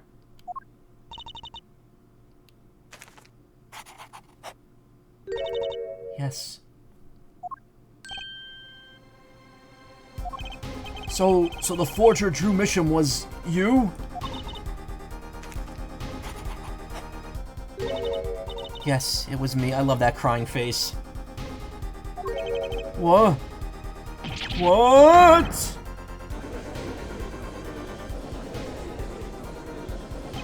The court was in an uproar and it wasn't coming down. We had to break for a 10-minute recess. Oh shit, there's another segment to... Okay. Alright. We may not get to where I want to be by the end of tonight. What a twist. I thought this part ended quickly. Okay. Before I continue on here... we'll go to the courtroom segment here real quick so we get some music. October 8th, 1:24 p.m. District Court, Defendant Lobby number 6. Well, there's no music. Great. Okay, so where does that leave us exactly, Apollo? Well, the Drew Misham was killed. Wasn't Drew Misham the forger, basically? Huh? Well, then who was he? Well, he was actually... Perfect music. Alright, chat. So when I say I had an enchilada for dinner, what does that include at the bare minimum to you? If I had an enchilada? What is the bare minimum that an enchilada needs to be an enchilada?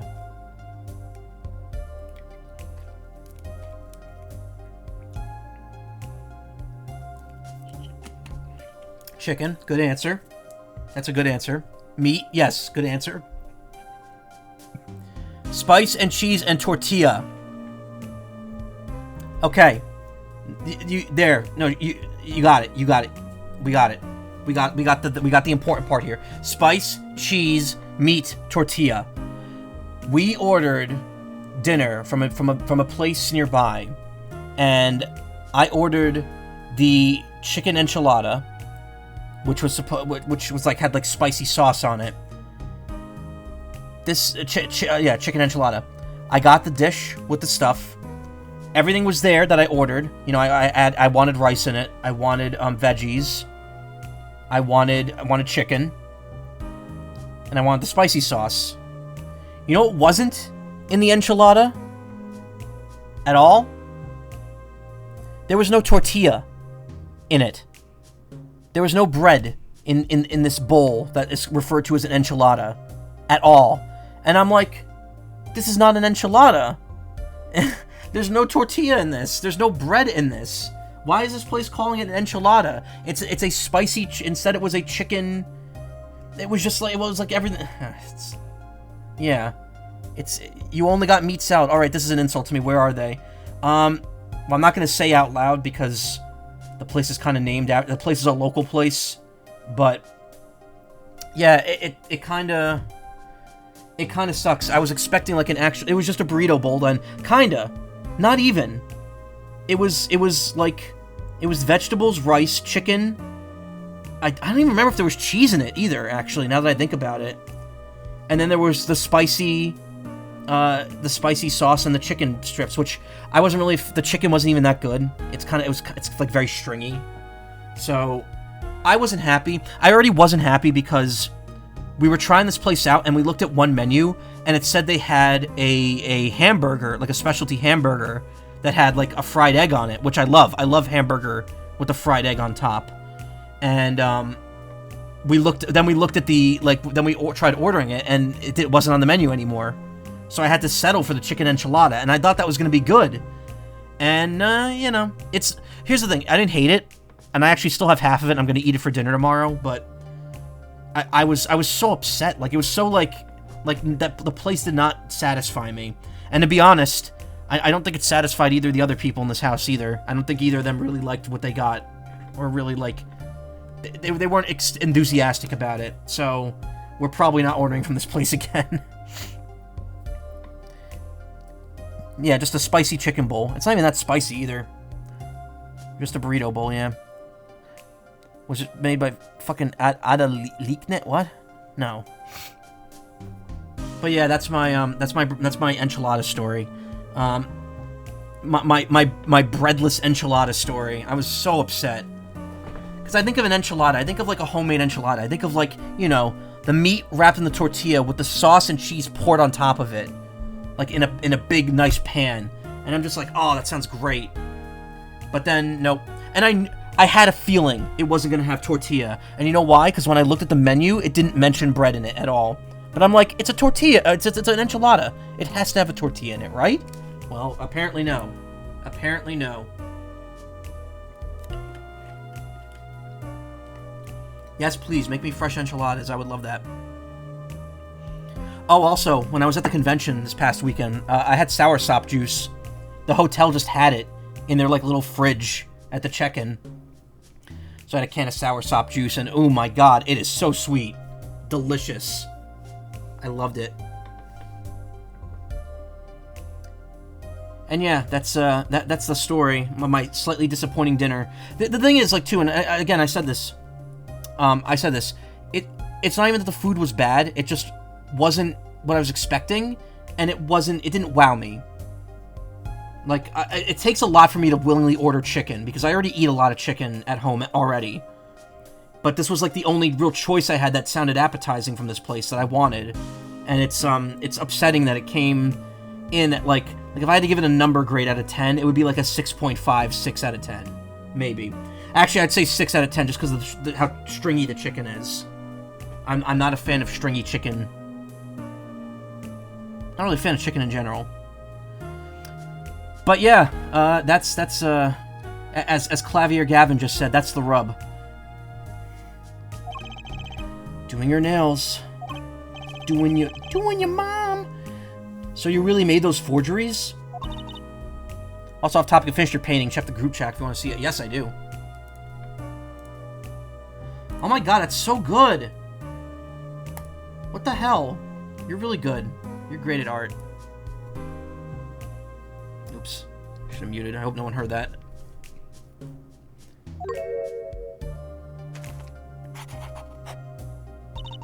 Yes, for Father. I know it was wrong. Could you tell us how it happened? My father was a painter. I loved painting ever since I was a child. One day, Father saw it in me. He saw that I had the talent. The talent for making forgeries? How should I say it? It was not only paintings I made. Given the materials, I could make anything. Anything? Father was so proud, and I so happy. But in the end, I was making those forgeries. I never had a good constitution nor personality. I know very little of the world outside my door. Now, because of me, Father is... Do you know about this red envelope? I remember that envelope. It was some time ago. So you were already creating your works back then. I started when I was only 12 years old. So the one who figured out the stamp was poisoned, that was... Mr. Justice, it's time. To the courtroom, please. Right. Out of time. Wait, Vera, just one more thing, please. Those 3 paintings in the studio. I painted those as part of my work. Right. See, we checked them out and we saw what was underneath. We saw the rough sketches underneath the 3 finished paintings. I see. Mr. Justice. Yes? Father, he knew of you. Ephraim said they never bring this up again, but they clearly do. Of both of you. Your late father, he was watching, gathering information. All about the Wright and Company law offices. But lately we're not doing just law. Yes, you do tricks, gags to amuse, and play piano. Well, they're not really gags. Yet when Father heard you had resumed the legal business, how pleased he was. Who was Mr. Misham? How am I supposed to know? What if he was Daddy's daddy? Judging from the relative ages involved, I'd say that's highly unlikely. Things are already confusing enough with all these daddies running around. We know that the victim's daughter, Vera, was the forger. What does this mean for the case? As we're about to find out. I may need to do another stream of this. I may need to do, 2 streams of this game. Sorry, Daddy. Sorry, Daddy. Daddy. Sorry, Daddy. October 8th, 1:36 p.m., District Court, Courtroom number 3. Court is now back in session. Eris seems pretty tense. She's practically chewing her fingernails clean off. Perhaps you could begin by telling us how it all worked. How did you set up this Drew Misham forger persona? There's that stare again. She's drilling more holes into his head. I know it's hard for you, but hey, he's a handsome guy. What's hard? Very well, miss, if you would. Did you really make those detestable forgeries? Perhaps you'd rather answer my question? Were you the one that painted that painting? That remarkably similar one? Yes. I painted it, yes. Father praised me quite highly for it. So she was the one who made the forgeries. Yet she did not wish to reveal the truth of their operation. So the victim was a stand-in, a decoy. To the world at large, he was the forger, not her. I've done a bad thing. I have, haven't I? Regardless, we need a little more information. About, for instance, this. You have seen this before, Ja? Yes, it was in the desk drawer. Very well, you may proceed with your testimony. Tell us everything you know about this envelope.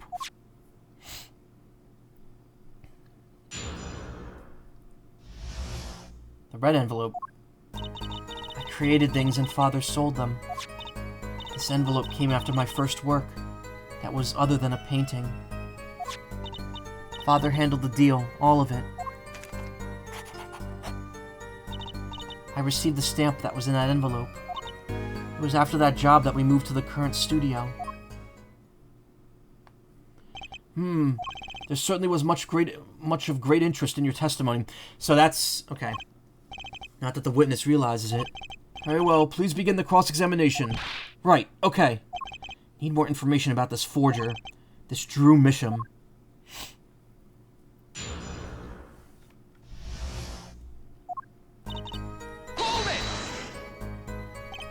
So these things you were making are... you mean paintings identical to other paintings, right? The closer they were, the happier Father was. I was happy too. Still, you're quite young now. When did you begin this work? My first painting sold when I was 12. Your Honor, she had no idea what she was doing was illegal. Objection! Easy there, little attorney. You're not here to defend her for the crime of forgery. True. Please tell us more about this envelope. This envelope that may very well have killed your father. Alright. I would imagine that prior to her turning 18, Drew would have been held responsible for any legal repercussions if she had been found out. Hold it! By other than a painting, you mean you'd only done paintings up to that point? Yes, but Father had a realization. He noticed my talent extended to making things other than paintings. For instance? For instance, a letter someone had written. Or a fingerprint left upon a cup. How would you duplicate like that? Or a signature on a document, a seal upon a letter. None of this makes her sound very innocent at all. And the $100,000 promised in this letter was the start. The beginning of a new industry for Drew Misham. A new industry? The creation of items to be used in criminal proceedings. Forging evidence, in other words. Uh-oh.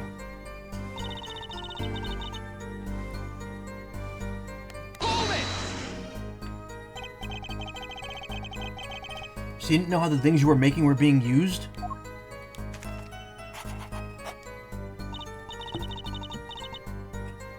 I enjoy painting very much. Think I understand. The Fräulein has lived in an unusual little world. Can you tell us about what happened to the papers that were inside this envelope? Father signed them and sent them back, I believe. Did he follow the instructions? Send in the enclosed envelope with the enclosed stamp. This is a rather important matter. Give your answer some thought.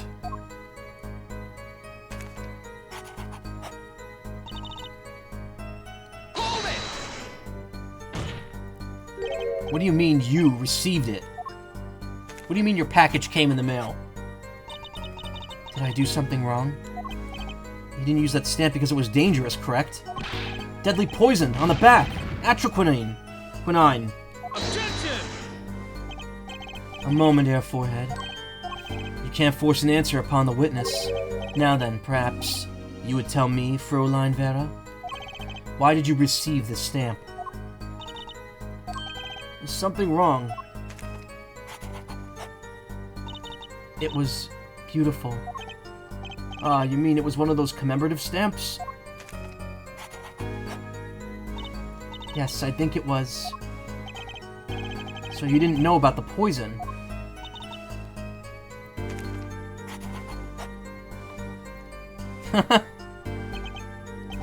Guess not. So the trap failed failed by chance, by mistake, thanks to this commemorative stamp. Quite the close call. Hold it! You mean you moved to where the current Drew studio is? Yes, we saw very few people there. I began drawing picture books. A single job had tied them to the criminal underworld. I think Mr. Misham wished to reduce their visibility to the world at large. We had to meet someone for some reason. Father posed as the creator of the work. So that was the real essence of the artist, Drew Misham. You did the work and he supplied the face. So, and you really didn't know anything, did you? You had no idea how much danger you were in.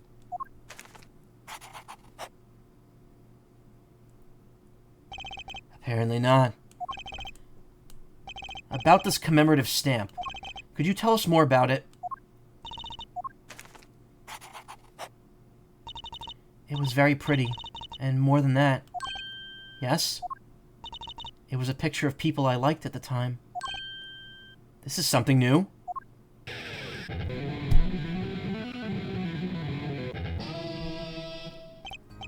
Apparently we've got some cross-examination yet ahead of us. You'll be so kind as to continue your testimony, Fräulein.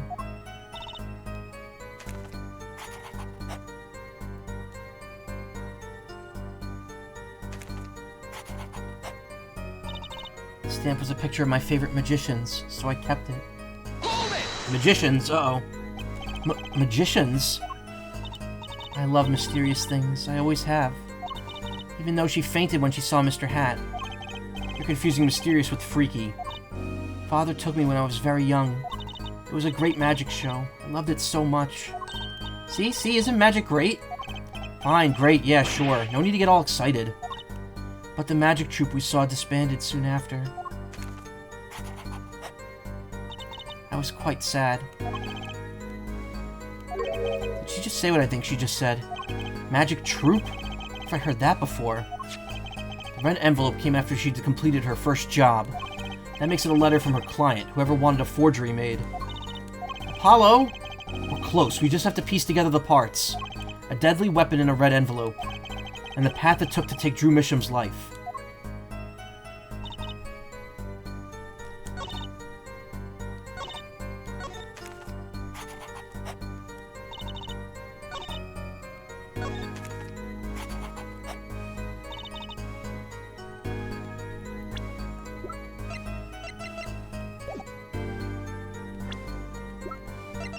Objection! That wasn't right.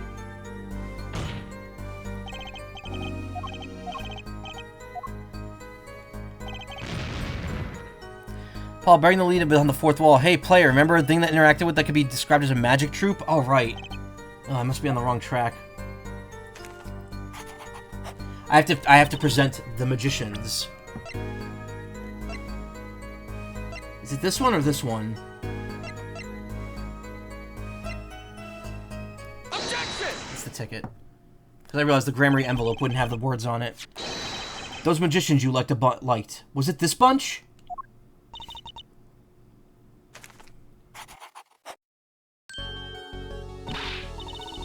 Apollo, they're not a bunch. I see. Still, I have to wonder. Why include a commemorative stamp like that in a business letter? Good question. Well, pretty stamps are always better, and you can't beat Troop Grammary. But the whole murder plan was a failure because of it. Ironic, don't you think? Prosecutor Gavin? Prosecutor Gavin? Graham. Gramarye. What's with Gavin? Might I ask just one question of this witness? In your testimony just now, you stated this was your first work other than a painting. Please tell me, what exactly did you make? Can I ask why? No! Answer the question! Now!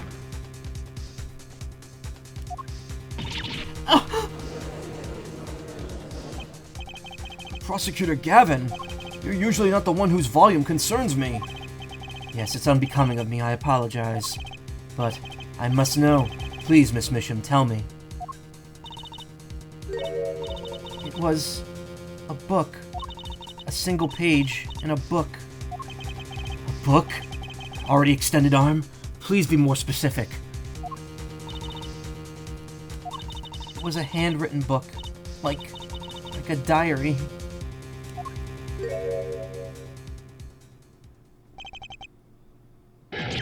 No! I don't! No!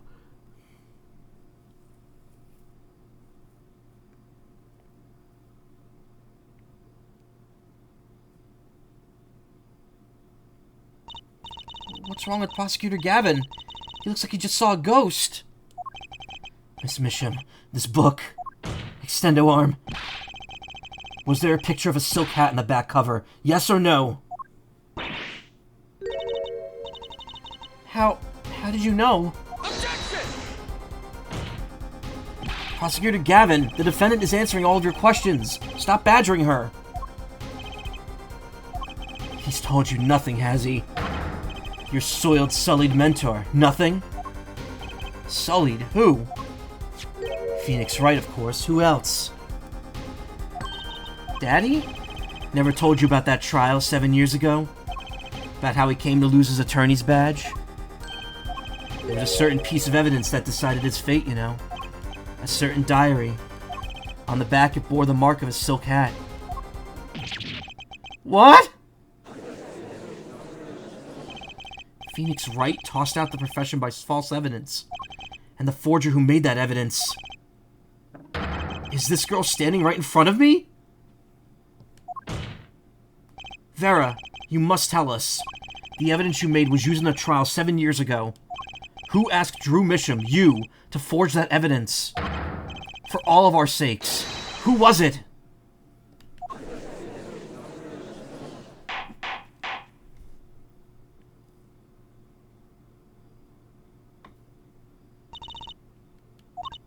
We only met once. You met the client? Well, who was it? It was...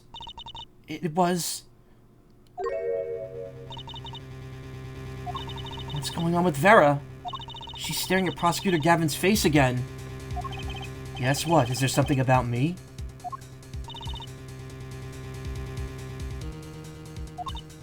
I remember clearly. I remember who gave me the book. The diary. Who was it?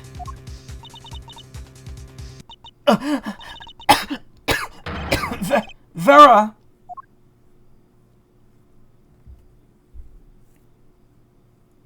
The devil.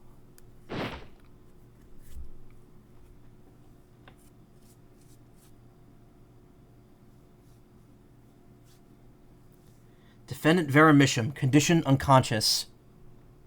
Examiner's diagnosis, acute atroquinine poisoning.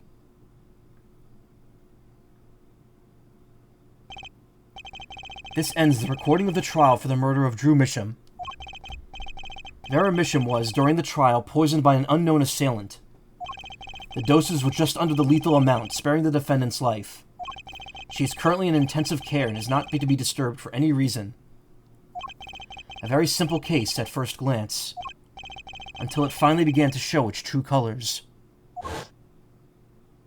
The long road to the truth takes us to the record of another trial. In some ways, that was the starting point of it all. Look at him. And that is where we must go. find the whole truth.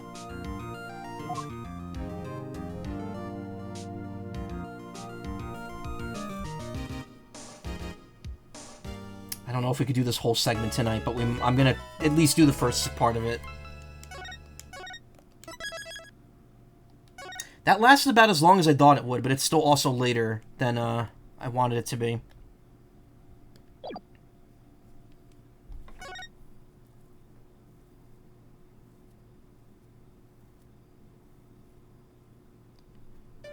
Showdown time.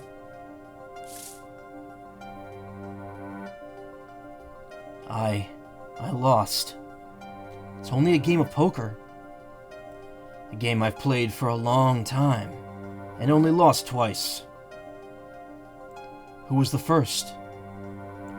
The man I killed, of course. Well, seems I found the partner I've been looking for all along. Over a game of cards? Why, yes, over a game of cards. That guy looks kind of familiar. That was how we first met. 7 years ago.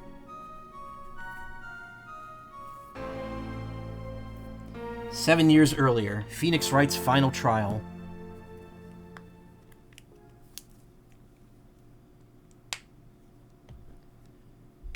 April 19th, 2019, 9:27 a.m., District Court, Defendant Lobby Number 2. So this is April 19th. This is literally like 10 days after the end of the second Edgeworth game that this happens.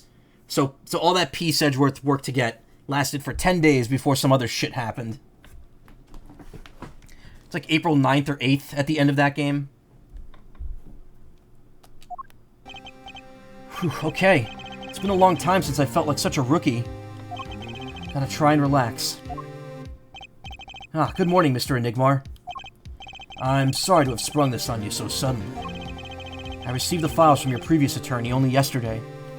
Honestly, I'm not entirely sure I'm prepared. I understand I'm asking the impossible of you. Yes, well, you haven't even really told me what happened yet. All we did was play cards. And that was enough. Actually, it wasn't. Trust me. Oh, morning, Daddy. I'm so glad you came. You okay, Daddy? They picking on you? I'm fine, as always. This old boy is here to help me, after all. That's young man to you. Good morning. That's a cute outfit you have on. Thanks. My first show's today, after all. Oh, I'm sure it is. What the heck is she talking about? Edgeworth dismantled an international smuggling operation. All he got was Phoenix disbarred over a week later, yeah. Watch Yellow Apocalypse's stream and donated. That's good karma. Oh, old boy. Huh, me? Look what he started. Here. What's this? Seems Fate's clock will let me wait a little longer. At least only less than 10 swift minutes remain. To those who have supported me in my life's work, I give thanks. Farewell. Magnifi Grammary. I don't know. I just got it over there in the hall. They told me to give it to the old boy in the blue suit with spiky hair. They said it was really important. What's this, a memo for you or some such? Not from the looks of it. What is this? Looks like a page from someone's diary. I'll give it a read later. Mysterious paper received just before the trial. Attorney's badge. Very important badge, proving my identity.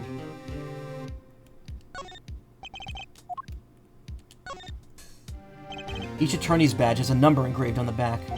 No two numbers are the same. So if you drop it, people will know it was you. Better make sure I don't lose mine. Crime scene photo. Body found in hospital room. Shot in head. I love that it's like you could see a bit inside of his head where the hole is. It's like his head's hollow, and his head's made of like a chocolate shell or some shit. Clown also is not looking too great there. Magnifi's autopsy report. Cause of death: single gunshot to the head. Estimated time of death: 11 to 11:30 p.m. Magnifi Grammary, age 67. April 13th between 11 and 11:30. Cause of death, loss of blood from bullet wound. Note, malignant tumor found in victim's liver.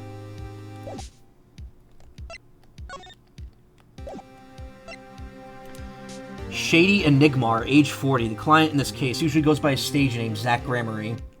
Magnify Gramarye, age 67. The victim in this case died after being shot in the head while in the hospital.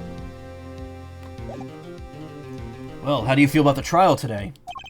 We'll get through it, somehow. Incidentally, the prosecutor today is a new guy, I hear. Ah, an easy win then, yes? They're calling him a true thoroughbred in the history of the prosecutor's office. Of course, there's one of those every year now. The switching of attorneys just before the trial. I know it is a difficult situation I put you in. But allow me to say one thing, Mr. Wright. Yes? They will not be able to pronounce me guilty today. So do your best, but do not worry. First time a defendant's ever given me a pep speech. I'll do what I can. I see you do not understand. You see, it will be impossible for them to declare a verdict. Impossible? Yes, isn't that right, Trucy? Yep, you bet, Daddy. My first look at the case was only yesterday. The information I was given was a tad bit lacking, to be honest. Still, I'll do what I can, for their sake. I believe the curtains will be lifting any time now. I am in your capable hands, Mr. Wright. My client is Shady Enigmar, known to the world as Zach Gramarye, a wildly popular magician, star of Troupe Gramarye. His mentor, Magnify Gramarye, was a rare breed of magician.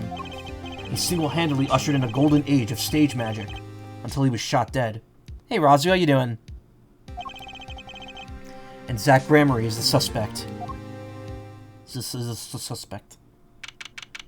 April 19th, 10 a.m., District Court, Courtroom number 7. God, it's so weird looking.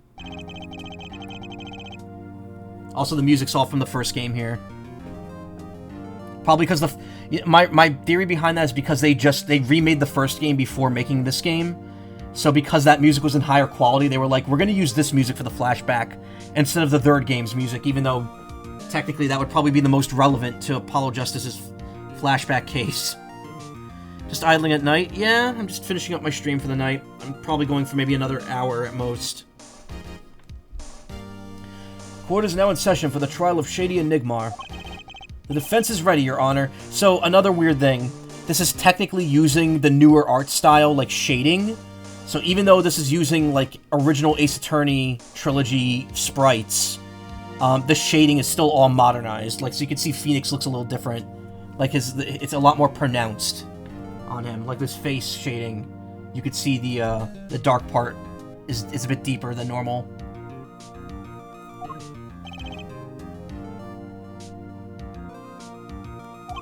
Is the prosecution ready? I was just thinking, is this what all the fuss is about? Bit of a buzzkill, really. Buzzkill? That's some kind of new crime. One of the worst. This is a trial, ja? Where are the sweaty palms, the pounding hearts? A Gaviner's concert's got 10 times the thrill this gig's got. Who were you again? Clavier Gavin. I came to get the party started, legally, ja? Trucy Enigmar, age 8. Zach Gramarye's daughter, already dresses the part of a magician to the hilt. Gavin, defense attorney Christoph Gavins? Ah, figured my bro's more famous in this part of town. Clavier Gavin, lead singer for the mega hit band The Gaviners. You're out of your league, rock boy.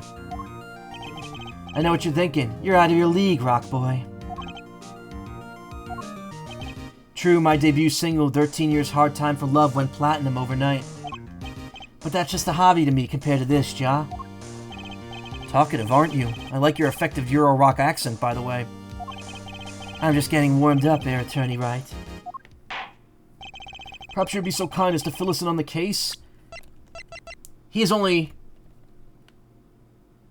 17 fucking years old in this case. Star prosecutor and leader vocalist for the rock group The Gaviners. Just like Franziska. Franziska became a prosecutor at 17. Octung, baby. The game is so allergic to adults, yeah. He gave everyone a nickname, yeah. Time to call in the opening act.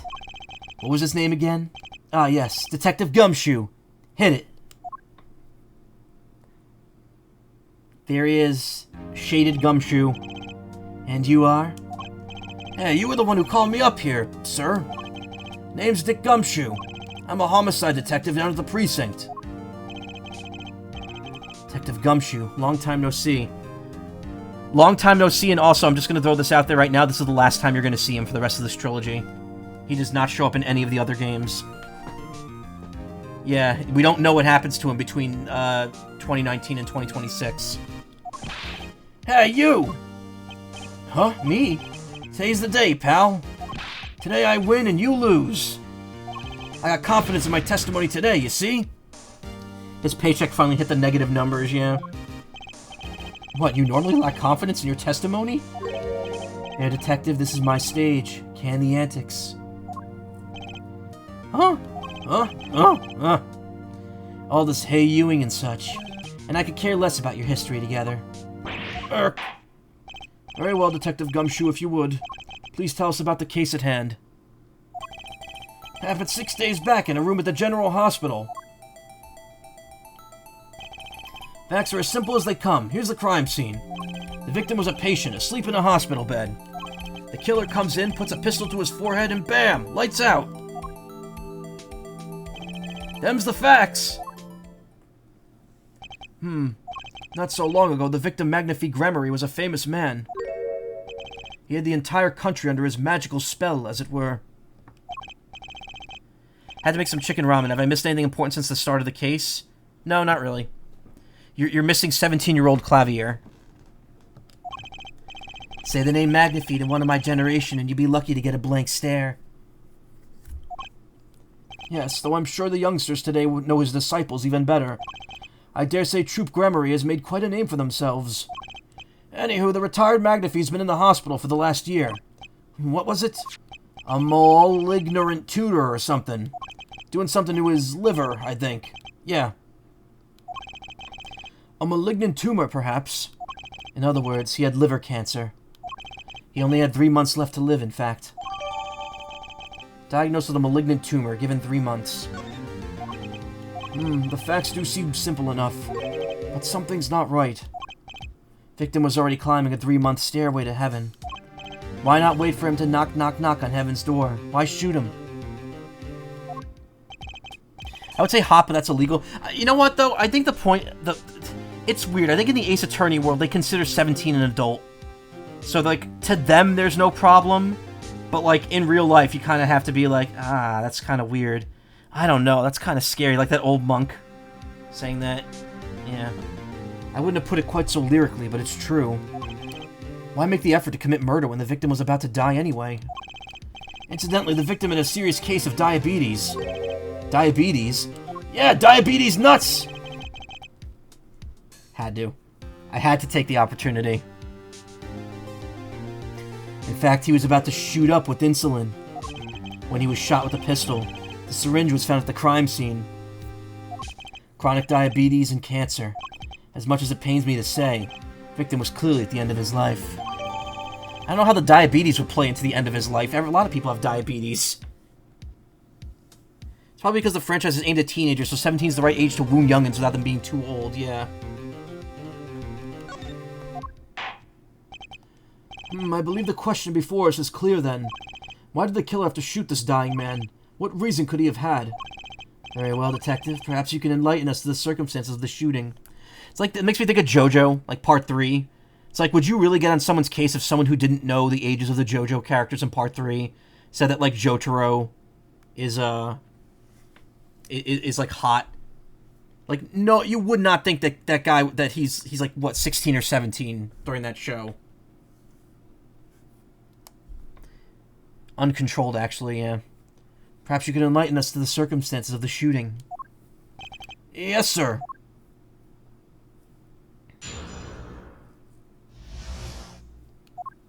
Circumstances. Actually, the victim kind of ordered the defendant to do him in. Jojo Dib in the Invader Zim special. I am 10 years old, yeah. Not much, too much info that'll go over everyone's heads. Medical stuff. Don't worry, there's gonna be a lot more bullshit medical stuff coming up soon, so you get annoyed. Actually, the victim kind of ordered the defendant to do him in. A few days before it happened, the victim sent a letter ordering his own murder. The defendant did what was asked of him and shot the old man in the forehead. They're teenagers? Yes, if you look up the JoJo Part 3 cast, I think at least two of them are teenagers. The main character, Jotaro, and Kakyoin, the guy in the green jacket. They're minors during that part, even though they look like they have the bodies of like 30-year-old men. I think Avdol's obviously an adult. I'm pretty sure Polnareff's an adult as well, but he might not be. He might be the same age as them. The defendant did what was asked of him and shot the old man in the forehead. The bullet was fired from the pistol found at the scene, no doubt about it, Duweng. That's part 4. And the pistol definitely belonged to the old man, sir. I got the DLC that I didn't get, the Season 2 DLC for the All-Star Battle. I might go back and stream the game again, just to check them out. If there's more challenges. I don't know if there are, though. What? You're saying the victim ordered his own shooting? Those are the facts. I have here the letter in question. To my beloved student, Zach. To you I entrust the task of lowering my life's curtain and... Magnify's letter added to the court record. Letter asking Zach to shoot him.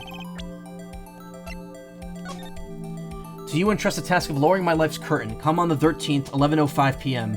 I'll be ready with a gun with which you will shoot. One shot, square in the forehead. You cannot refuse, and we both know the reason why. Magnify Grammary. Very unusual indeed. Although, could such a thing as a letter really cause one to pull a trigger, I wonder? I believe that answer to that question can be found at the end of the letter. Ah, you cannot refuse, and we both know the reason why. Detective Gumshoe, can you explain this to the court? Unfortunately, even the defendant won't say a peep about that bit, sir. One thing bothers me about this. Why didn't he just say 11? Why have him come at 11:05 without some specific reason? Devil's in the details there, attorney. My voice suddenly got 7 years older there. Well, was there some reason? As it turns out, there was. Every night for half an hour, starting at 11. The victim, Magnify Grammary, was given an IV. An IV? There it is in the picture, on the soft to the side of the bed. Not where it should be, in his arm. At 11, a doctor would come set up the IV. 30 minutes later, he would come back for the empty bag. This happened every night without fail. Also, would you really run through a full bag of IV fluid in 30 minutes? So that was the only time they can meet without the chance of an untimely interruption. During his IV. It's a shockingly bloodless headshot. Let's also draw attention to the fact that, like, you can kind of see his skin. I just mentioned this. You can kind of see his skin behind it. So, like, his head's like an empty shell. Depends on the amount in the bag. I mean, that's almost a full bag right there. In fact, it's up to the top line. I would imagine that bag would not empty in 30 minutes.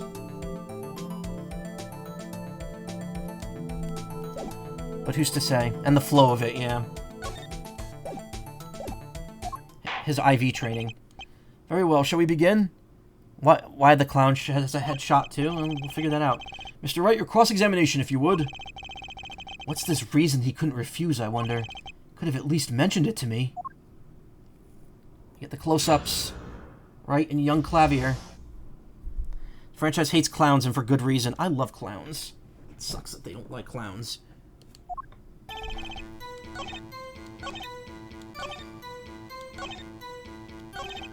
Didn't have time to gather all the details before coming in here. This testimony might be my only source of information. Better pay attention and read this letter carefully. It's okay. I'm not gonna rag on anyone for hating clowns, don't worry. Turnabout Big Top, yeah.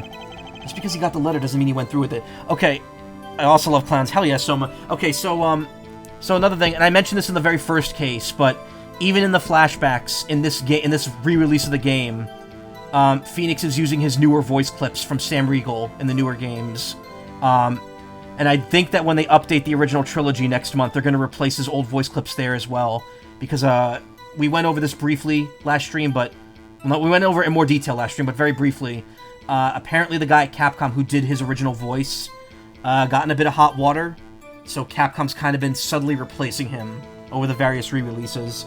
And now it seems like the original trilogy, they're gonna axe his old voice clips as well. Which is unfortunate, but yeah. It's unfortunate because they're changing history, but at the same time, like, I totally understand why they want to do it. Plus, then it kind of just establishes Sam Riegel as the official voice of Phoenix. So, it's good. Just because he got the letter doesn't mean he went through with it. Which is also funny because in the anime, he's voiced by Eric Vale. Who's another very prolific voice actor. You need to be stopped! Oh, I disagree. The victim was indeed shot in the forehead after all, just as he had commanded. Could be a setup, but let's not be in such a hurry. Maybe we should let the witness talk for a change. Thanks, pal. Fine, I can play it as slow as well as I can play fast. On with the testimony, Detective Gumshoe. Hold it! And the letter was sent by the victim? There it is! Gotcha! You're all mine this time, pal! Huh? I had the handwriting checked out, of course. It's the victim's, no mistake! I see. Ha ha ha ha! Score one for the boys! I didn't lose, I was just ascertaining the facts. So why am I so annoyed? But a letter ordering your own death. Things aren't what they used to be, I guess. I'm not sure this is exactly commonplace, even now, Your Honor. So anyway, guess I'll keep going on while I'm ahead. It's a character assassination on Gumshoe. It's just him trying to act like he's more mature and ahead of the game. Also, wow, those animations look really weird in this art style. Off topic, when you eat the ramen, do you drink the broth? Hell yes, I do! I have spicy ramen. I have a bowl of spicy ramen every week. And you better believe I drink that fucking broth every time. Hold it! Depends on how salty it is. Oh, the saltier the better. I would devour Eldoon's noodles in this game. How can you be so sure? Hey, you gotta learn to stop relying on people to do your thinking for you, pal. Broth is so good. Me who eats ramen with no broth. I mean, that's valid too, Razo. I'm not gonna judge anyone for that. Good soup, yeah. Look, I already have high blood pressure. It can't get any higher. Oh wait, yes it can. Shit. Learn to think for yourself. Get that noggin cranking. You fail to grasp the concept of questioning, Detective. Conception. I know a few people that would like to do conception with Gumshoe. First, we got this letter. It says shoot in the forehead, loud and clear. I could see that, but I still wouldn't do it. Well, maybe you need to grow yourself a backbone, pal, yeah. Just go grab a gun and commit some murder. You fail to grasp the concept of shooting people as bad, Detective. We also found the defendant's pistol at the scene. Traces of gunpowder residue shows that it had been fired recently. Well, Mr. Wright?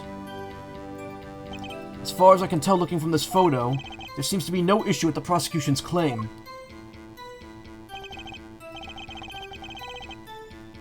Hell yeah, it's me, brother. Impregnate that man. It's, well, Karma's very horny for Gumshoe, like, all the time. Sad that he's not paying attention right now. Is he even still here? He is. He's probably just paying attention to something else. The photo. Maybe there's something in there I can use. So they're saying the defendant shot the victim in the forehead. I think there's a hole in the prosecution's argument. Clearly Mr. Enigmar shot something else. Looking at this photo, another possibility occurs to me. Yes? What does the letter tell us? That the defendant had a reason he couldn't refuse his teacher's wishes. Well, of course the detective wouldn't think shooting people indiscriminately is bad, otherwise the police would have been dissolved. Damn. Bingo, pal! That's why the defendant popped him one in the forehead. Oh? The defense disagrees. You see, the defendant had another choice he could make. Objection! Still the same voice.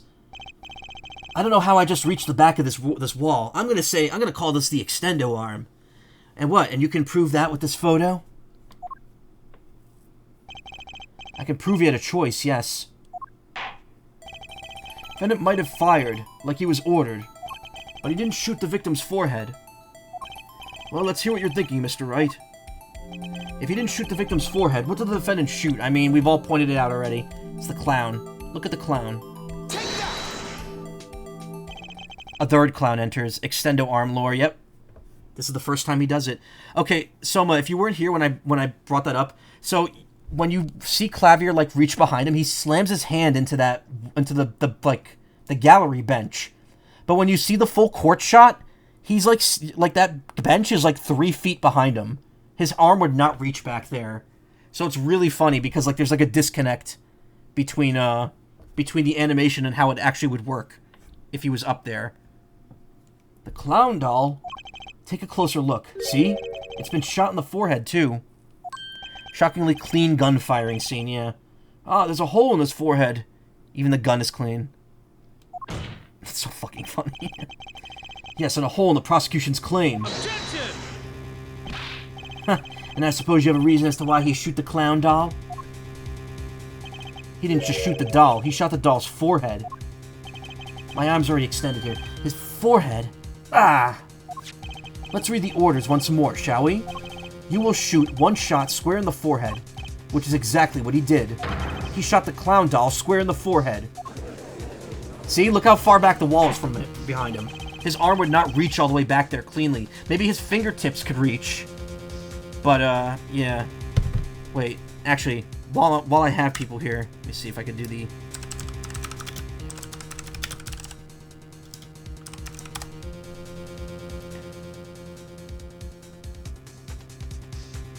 There was like a meme drawing someone did of that. Of like how he would hit the wall. But I can't find it anywhere.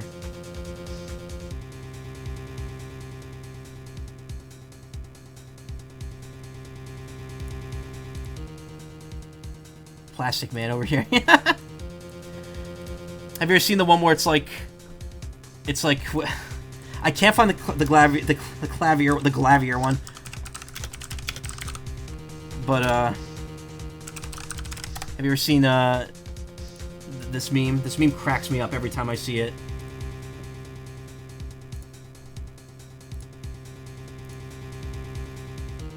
Where it's Plastic Man pointing at Superman, like, really far, and it's just like the POV, it's like the face and he's standing behind him.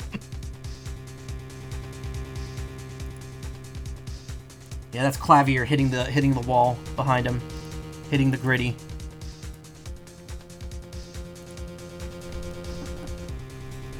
The defense has raised an intriguing possibility.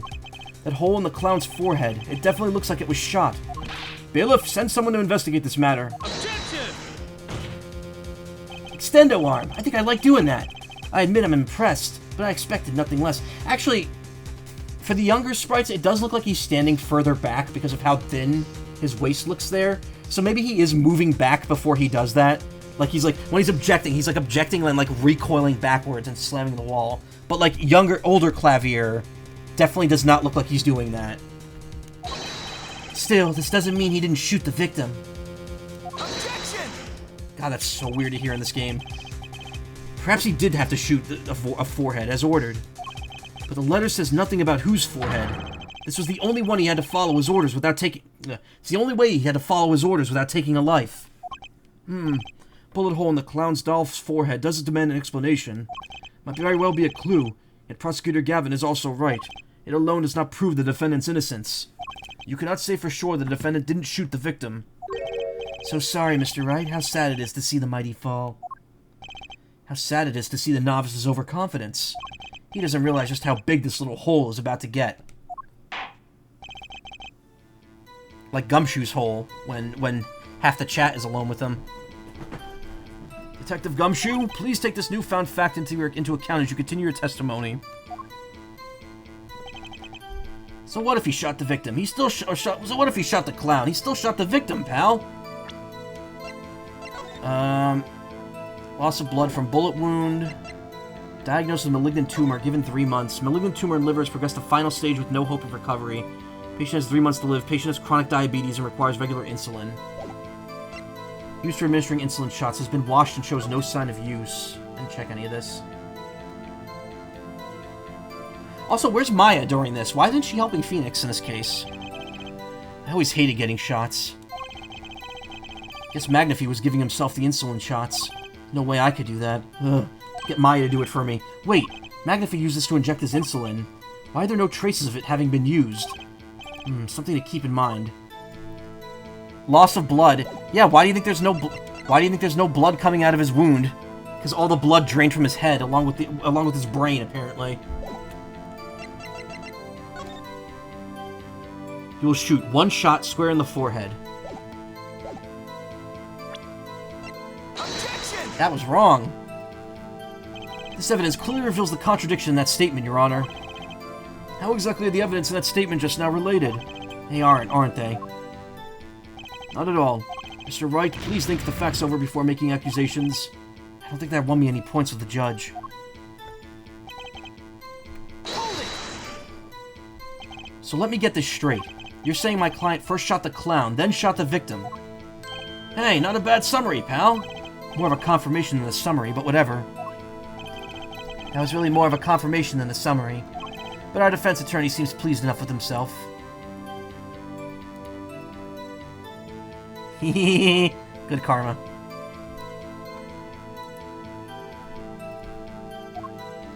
Do these people ever miss the chance to mock me? Well, now that Mr. Wright's gotten that out of his system, shall we continue with the testimony? I didn't have time to gather all the details before coming here. This testimony might be my only source of information.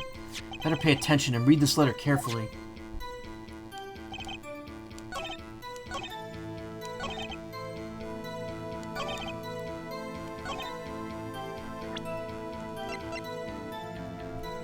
Single gunshot to the head. Now you're gonna faint, use all your Otis mana, but Karma, look who's on screen right now. You're really gonna faint while he's looking at you, waiting for you to make an advance on him.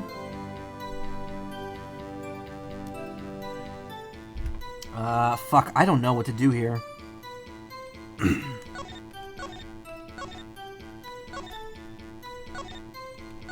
I read all this, right? Hold it! You mean this pistol, the one in the crime scene photo? That's the one! It's a funny-looking gun, so there's no mistaking it. We compared the bullet taken from the victim's skull with the bullet fired from this gun. Yeah, that gun only looks like it could hold one, so... Where was the spare bullet, then? The rifling marks on the bullets were a perfect match.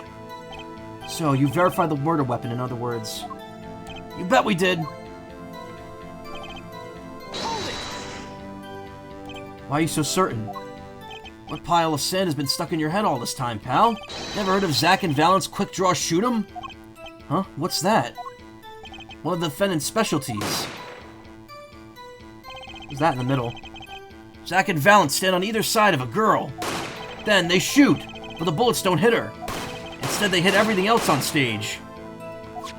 This was one of the pistols they used in their show. Got a great design, huh? Kids love it.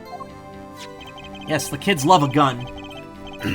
Many boys and girls join the police because of that pistol, I hear. That's very concerning. That is extremely concerning. You know, that would explain a lot about the police force. Thank you, Phoenix, for saying what we were all thinking. Troop Grammary stopped doing that act a while ago. The old man held onto that pistol ever since. The court would like to see the pistol in question. You got it, sir. Here she is. Well, this truly is a blast from the past. It's a stage pistol for magic shows, see? But it can fire real bullets. Looks so much bigger in real life than on TV. Yeah, but it can only hold one round. There it is. By the way, the pistol's firing chamber is empty. And it shows traces of having been fired recently. So were any fingerprints found on the gun? Unfortunately, no. Of course, the defendant is known for wearing gloves. Might say the lack of fingerprints is, in fact, a fingerprint of its own. An intriguing point. Well made. Whoa, not well made, not intriguing. In any case, the court accepts this evidence. Fires one real bullet. Barrel marks match bullet found in victim. No fingerprints found. My grandchild will get a kick out of seeing this. But now it's time to return to our testimony.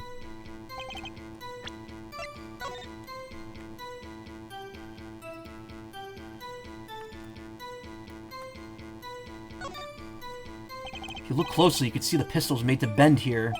It's a one-shot only model, and I guess this bend is where you load it. So this is the famous Grammary Golden Gun. They say kids used to love pretending they had one of these. What if they pretended to miss their targets, too?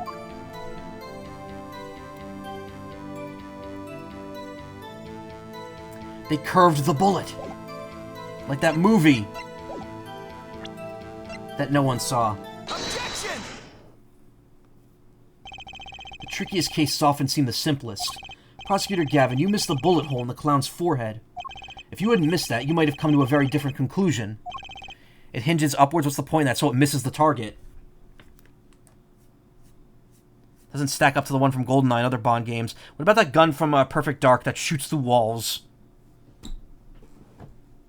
It's just like you could aim at people through walls and shoot them with without having to be in the same room. Understand? Yeah, but like I just said, pal. After he shot the clown in the forehead, he went and... Objection! did nothing of the sort to the victim. The pistol proves he could not. The murder weapon? How? It's quite simple, Your Honor. This pistol only holds one bullet at a time. Ugh. Ugh. If he had shot the clown in the forehead, he couldn't have shot the victim, too. Ah, the music. Objection! Ah! Extendo arm? That's not a contradiction, not even close. All he had to do was reload the pistol after the first shot. Objection!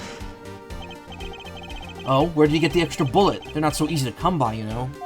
If you claim the defendant had one ready, then prove to us how he got it. Ah! GoldenEye has that as well. AR-33, RCP-90, Cougar Magnum, Silver PP-7, Cougar... Matt, you said Cougar Magnum twice. I had a feeling this wasn't over yet. No, this party's just getting started.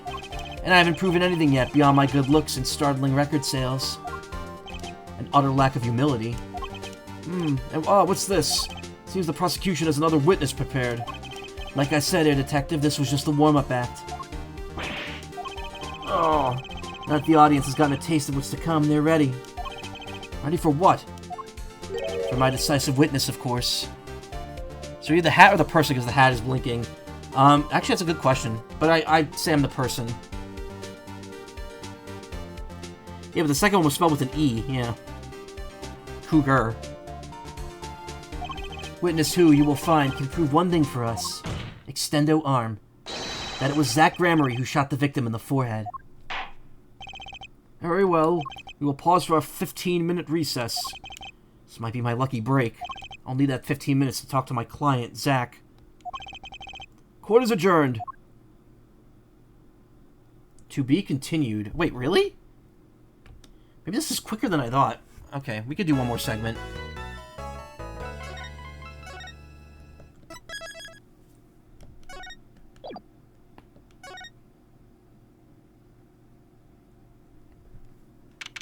April 19th, 11:21 a.m. District Court, Defendant Lobby Number 2.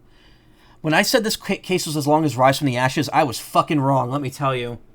I actually looked up a runtime of this whole case, and it really is only like 6 or 7 hours. This game is very short, overall, if you don't make a ton of mistakes. Very impressive, Mr. Wright, I have to say. I expected nothing less. I've only just begun. I was hoping you could tell me a bit more about what happened, actually. I did not think you would believe me if I told you. Better that you discovered the truth for yourself. I was thinking of you, you know? I think we need less thinking and more talking here. That night in the hospital, what really happened? Ah, the way your eyes gleam, Mr. Wright. You'll scare Trucy. Speaking of which, where is she? You've seen the problem yourself. The letter. The one shot in the forehead. One, right? Yes, and the reason he speaks of. Not deny my mentor's wishes, even if it meant my own death. Why not?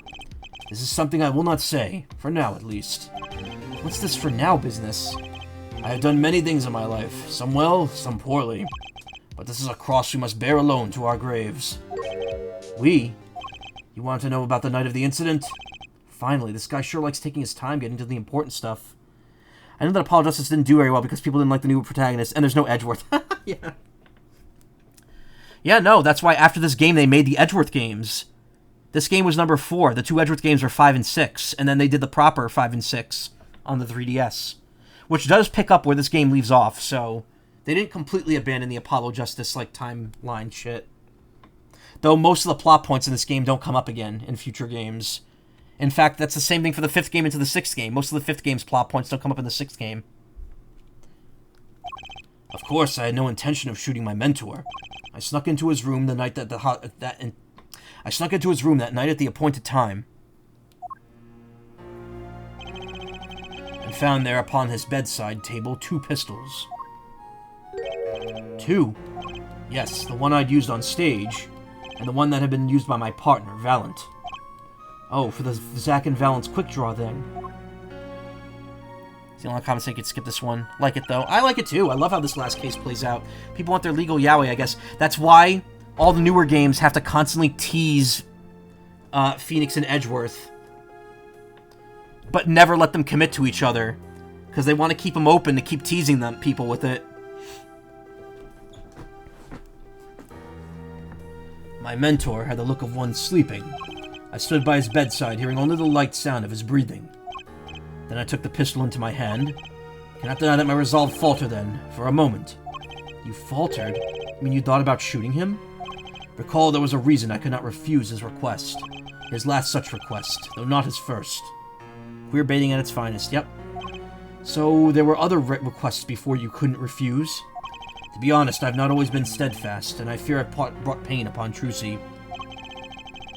Well, yeah, otherwise Edgeworth would have to be renamed to Finished.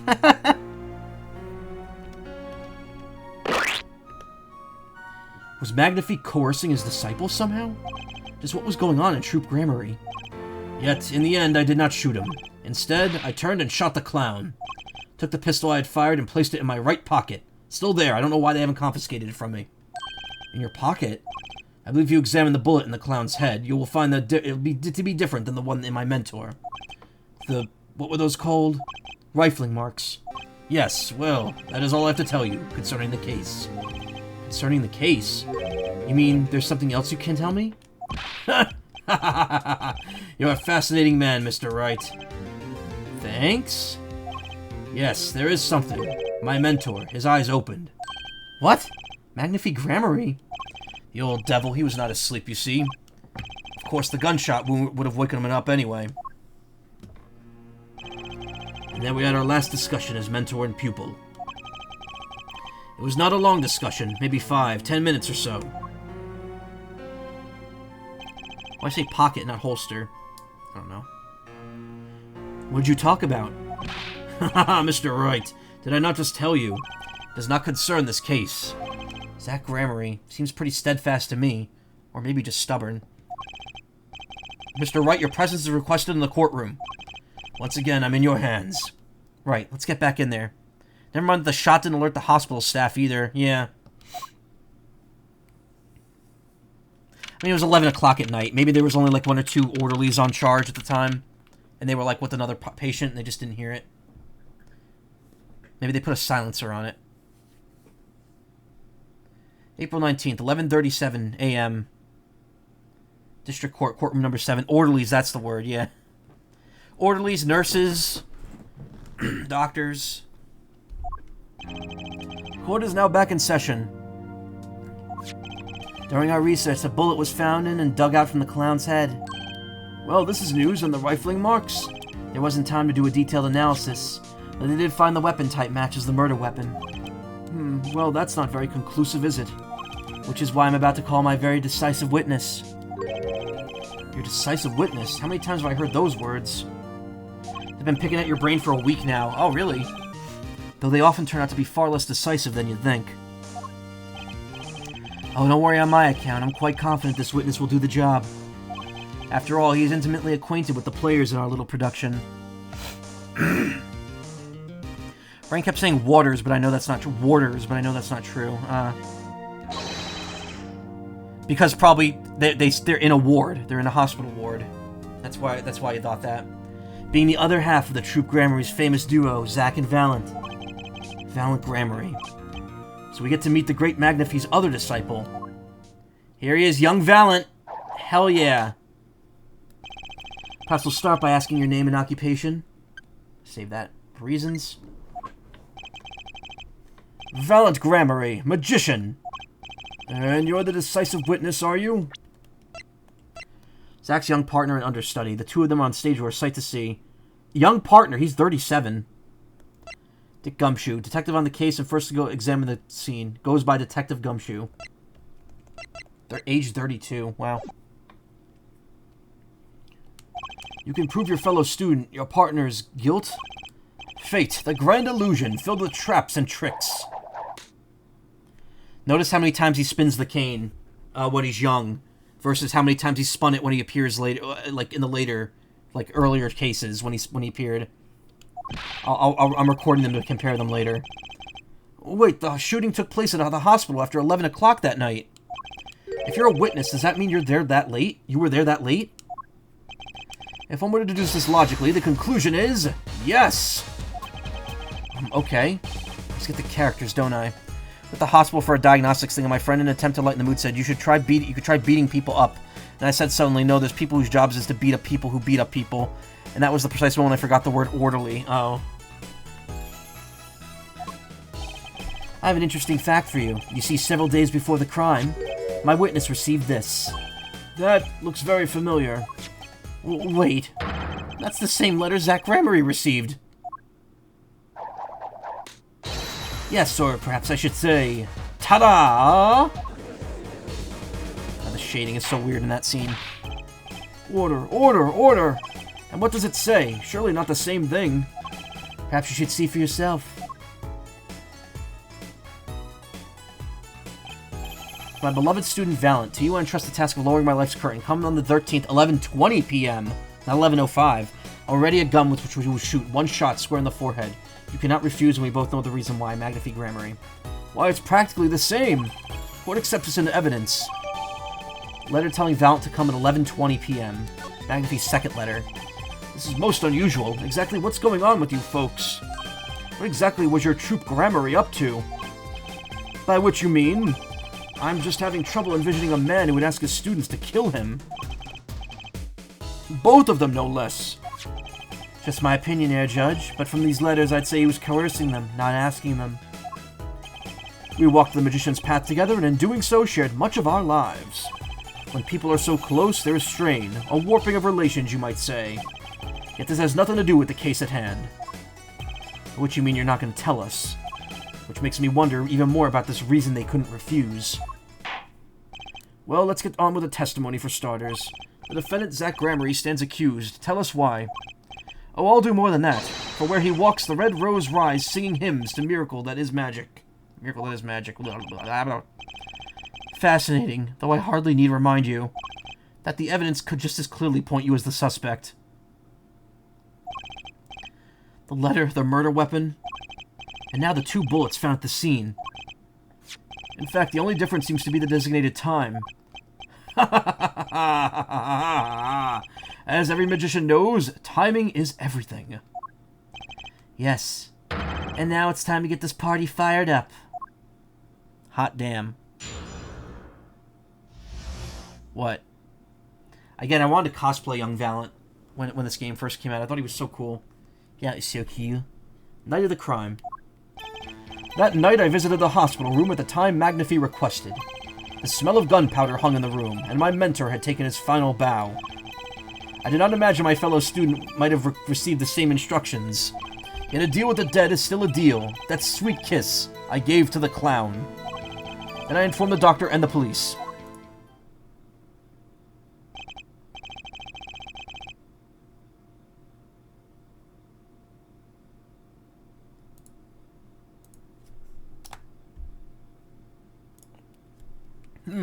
So you were the one who reported the crime.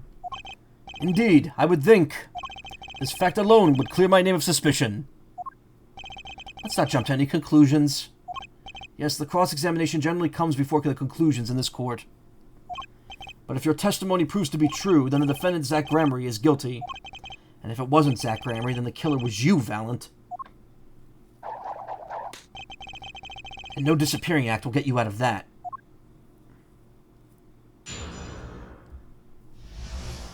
Night of the crime. Smell of gunpowder hung in the room, and my mentor had taken his final bow.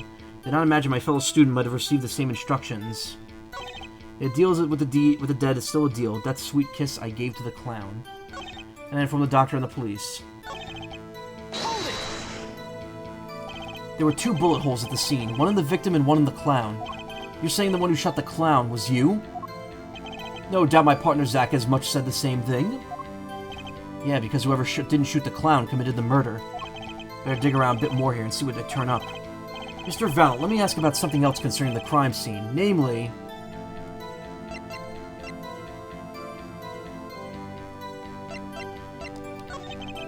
in order to shoot a pistol, you need a bullet. Where was the bullet? I entered the room and took the pistol in my hand. The bullet was already loaded, ready to fire at any time. A magician is always prepared, you see? Prepared for... one never knows when a miracle will be called for. A magician always has 7 doves in his pocket and a white rabbit up each sleeve. Clearly we're dealing with professionals here.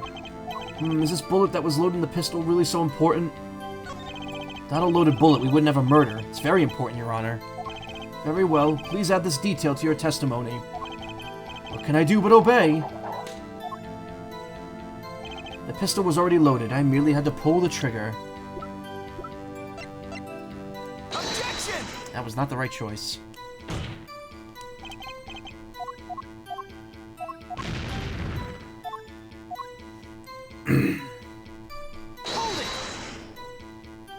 If the pistol was already loaded, something doesn't make sense. Why weren't the victim's fingerprints on it? You should know that we of Troop Gramarye are capable of many things, one of these being levitation of iron balls without touching them. There's no magic involved here, the shooter was just methodical is all. He simply wiped everything of fingerprints. Can't really do much when they're with fingerprints that weren't there. We should ask about something else. How many pistols were there when you entered the room? By which you mean what exactly? 2 pistols were used in the Zack and Valent quick draw shoot 'em, correct? 1 for each of you. You were well informed, yet only one of my old friends sat in the hospital room that night. Well, that already matches up with what we know. What did Zack tell me back in the lobby?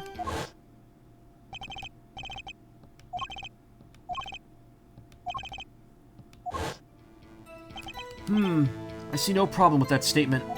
Only one pistol was visible in the photograph of the crime scene, after all. So you picked up that pistol and fired it. Indeed I did. Alakazam, alakazing, alakaboom. Took the pistol I had fired and placed it in my pocket. Okay, so the other pistol had the bullet loaded.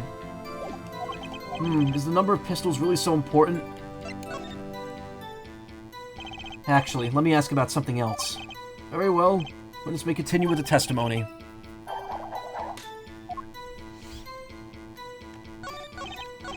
Hold it! The location of the pistol, maybe?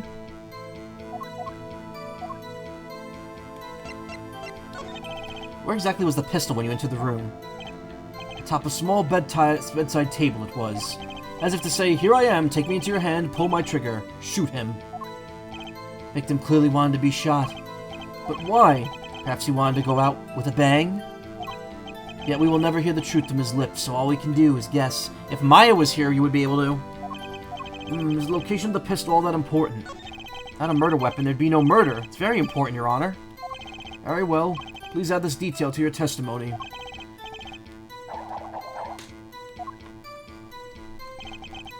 Took the pistol from the small table and shot the clown.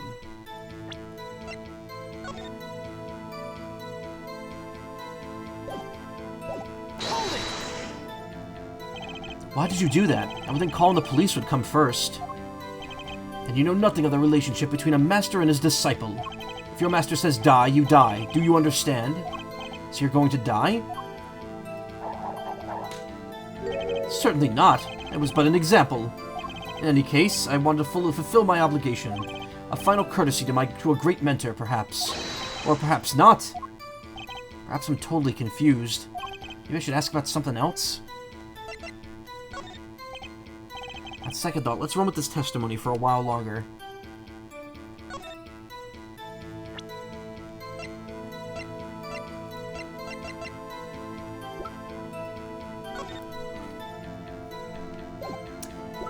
No, it can't be. There's nothing to this.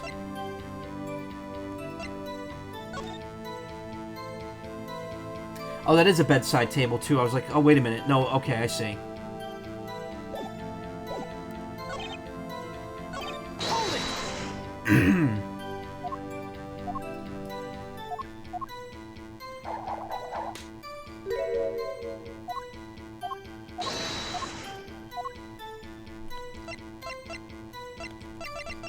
Maybe it is the number of pistols.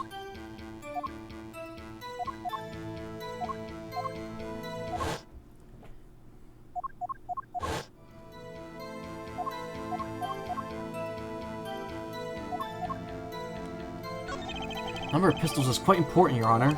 Very well, please add your detail to your testimony. Only one pistol was in the hospital room that night. With it, I shot the clown.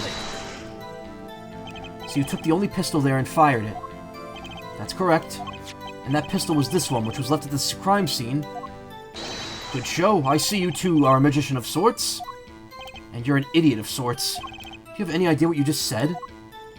I see the fire in your eyes as you glare at the witness. So how about heating this up trial a bit? These slow ballads bore me. I've got a hunch, but maybe that's all it is. Maybe I should ask about something else. On second thought, let's run with this testimony for a while longer.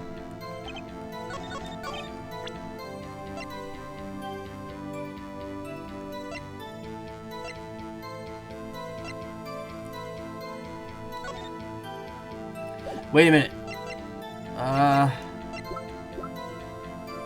Fires one real bullet. Barrel marks match the bullet found in the victim. There we go. The bullet, the gun that was on the scene that was found. So if Zach took the first one away, the one Valent used was left at the scene, and those match the bullet marks on the victim's head. So that means he shot the victim. Objection! According to the defendant, Zach Gramery, when he entered the room, there were 2 pistols on that table. 2? One of the pistols he used to shoot the clown on the forehead. Then he left with it in his pocket. Of course, this is what he would say. Unlike the hapless clown, we must assume our defendant has some brains in his head. Well, what about what Mr. Valent has just told us? You see, there's something about his testimony that doesn't make sense. And what might that be? I told you, I took the pistol that was there and shot the clown. That's your story, at least. But the rifling marks tell a very different story, Mr. Valent. Recall what Prosecutor Gavin just told us. Valent wasn't here for that. The rifling marks on the bullets were a perfect match. Mr. Valent, if you fired this pistol, then you shot the victim in the forehead. Order, order, order! Oh, this is all rather sudden. Objection! What have I done? Prosecutor Gavin, I owe the court an apology. Sorry. Sorry for what? You see, I was unaware that 2 of these unique pistols were crafted. The analysis of the rifling marks only proved the type of gun that fired them. Objection! But that's not what you told us before. You said you'd verified the murder weapon. Which is why I'm apologizing to you now. Quite sincerely, I might add. Would you hold me accountable for a mistake made in my youth? That was just this morning! I'm still young, and I might add, it wasn't really my fault. If the defendant had only admitted he took 1 pistol from the scene of the crime, we would not be having this pleasant discussion right now. Valent Gramery. Yes, Your Honor. You were presented to this court as a decisive witness, but you've proven to be more divisive than decisive. Objection! Extendo arm! You'll see, in time. The testimony so far has merely been a review of the facts. The proof comes next. Care to elaborate, Prosecutor Gavin? No. When Mr. Valent entered the hospital room, the victim had already been shot. As his next testimony will prove, air right, the real fight is about to begin.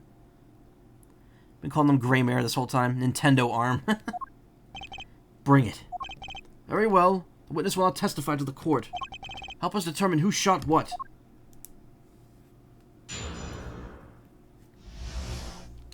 Who shot what? I arrived in the hospital room at the appointed time, which is to say 11:20 p.m. After discovering the body, I fulfilled my obligation, then called the doctor. The doctor examined the body before the police arrived. He was quite clear about the time of death, 11:10 p.m., and the one in the room at the time was my partner, not me. Those times are rather close, you have to admit. You're talking about an alibi established over a matter of minutes. Use a 10-minute discrepancy as the basis of your alibi. It's easy to explain in this situation here, Judge. For example, Take our debut hit single, 13 Years Hard Time for Love. Cue to the song and press the play button and it will play for 2 minutes, 15 seconds. Do it 100 times, the result is the same. Their debut single was only 2 minutes and 15 seconds long. What a ripoff! Magic is a word of utmost precision. Hocus Pocus requires an admirable focus. Just like that band, Focus, that did that song, Hocus Pocus. Look them up sometime. And the time of death, determined by the doctor here, is an incontrovertible truth. Very well, the prosecution warns us that we're dealing with rather precise times. And we can expect the cross-examination to require the same level of precision. I would hope the defense refrains from its customarily broad, sweeping accusations, lest we blur the focus this case so clearly demands. Point taken. Baseless remarks will result in a penalty. Carry on, Mr. Wright. Carry on. Right.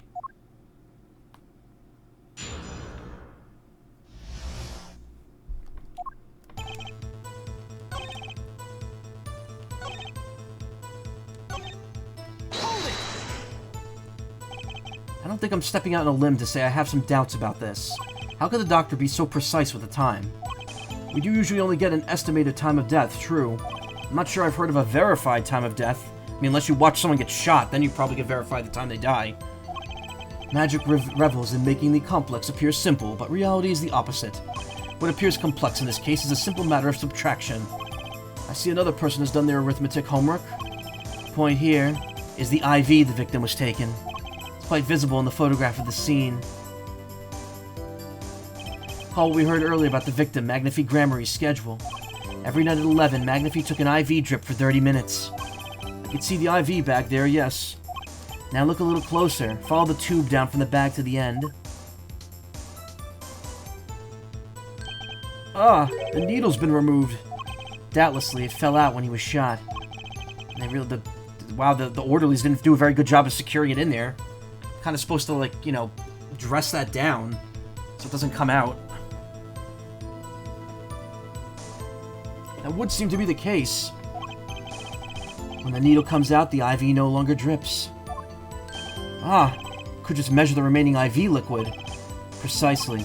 The IV liquid's functions, for our purposes, in an hourglass of sorts. That's not how IVs work, they don't just fall out, yeah. Well, I can't talk about it, but I recently witnessed someone's IV coming out quite easily. Unfortunately. Also, they do that thing now where, like, the IV, like, needle is like a base and you can kind of connect different IVs to it. I don't know how long they've been doing that. This is how the doctor determined the time of death. From the amount remaining in the bag, it was determined that the IV had stopped 10 minutes after the administration began. Approximately 10 minutes had passed since the IV began. Also some issues. Staff who don't notice 2 loud bangs and cannot dress an IV properly, yeah. And so it was when I, Valent, entered the room. 10 minutes had passed since the horrible crime was committed, and this is proof. Well, Mr. Wright? Did that seem important? Well, seeing how it is the biggest clue we have to the time of death, I'd say it's very important. Agreed. It would be hard to imagine a more precise way to determine the time. Behold the power of arithmetic. Very well, the witness will add this detail to his testimony. Sometimes the most magical thing of all is the truth. Me neither, but it was upsetting how I bruised myself when I bumped my IV inlet thingy twice. Ooh. The water of life springs not eternal. The remaining IV liquid proves my innocence. 30 minutes required to administer full IV bag. From the amount remaining, IV stopped 10 minutes after administration began. Did you notice the IV yourself by any chance? When I first entered the room, the stench of gunpowder assailed me. Next, the mark of death upon my mentor's forehead. And then his left arm did I spy a rose, drooping and wilted. Its thorn the discarded IV needle. Knocked from the vein by the force of the shot, luckily for you. If that IV had not been there, why, you might be a suspect. Indubitably so. I might say it's thanks to my lucky color. Your lucky color? Never done it to an actual person, but I have in medical training. Kind of nerve-wracking for a newbie. Oof. Indeed, even today I wear it proudly upon my suspect self. For it always, without fail, brings me luck. Why, when Zack and Valent won their first Magician's Grand Prix, Yes, the very one held by the Association of International Magicians. I was adorned in this attire then too, and our trophy? A bust. Ah, what a day that was. Oh! He's referencing the thing from Turnabout Big Top. Magicians Grand Prix Association of International Magicians. That's what, what's his name? Shit. Max Galactica won in the second game. Our trophy was a bust. And that was what he won as well. That was what was used to kill the victim in that case. Aim. Hey, Hina, how you doing? Oh, this is one trip down memory lane no one needs. Yeah, Phoenix is remembering the case. My lucky color, yes indeed, and that IV too. I say I think 'twas hued especially for me, Valiant.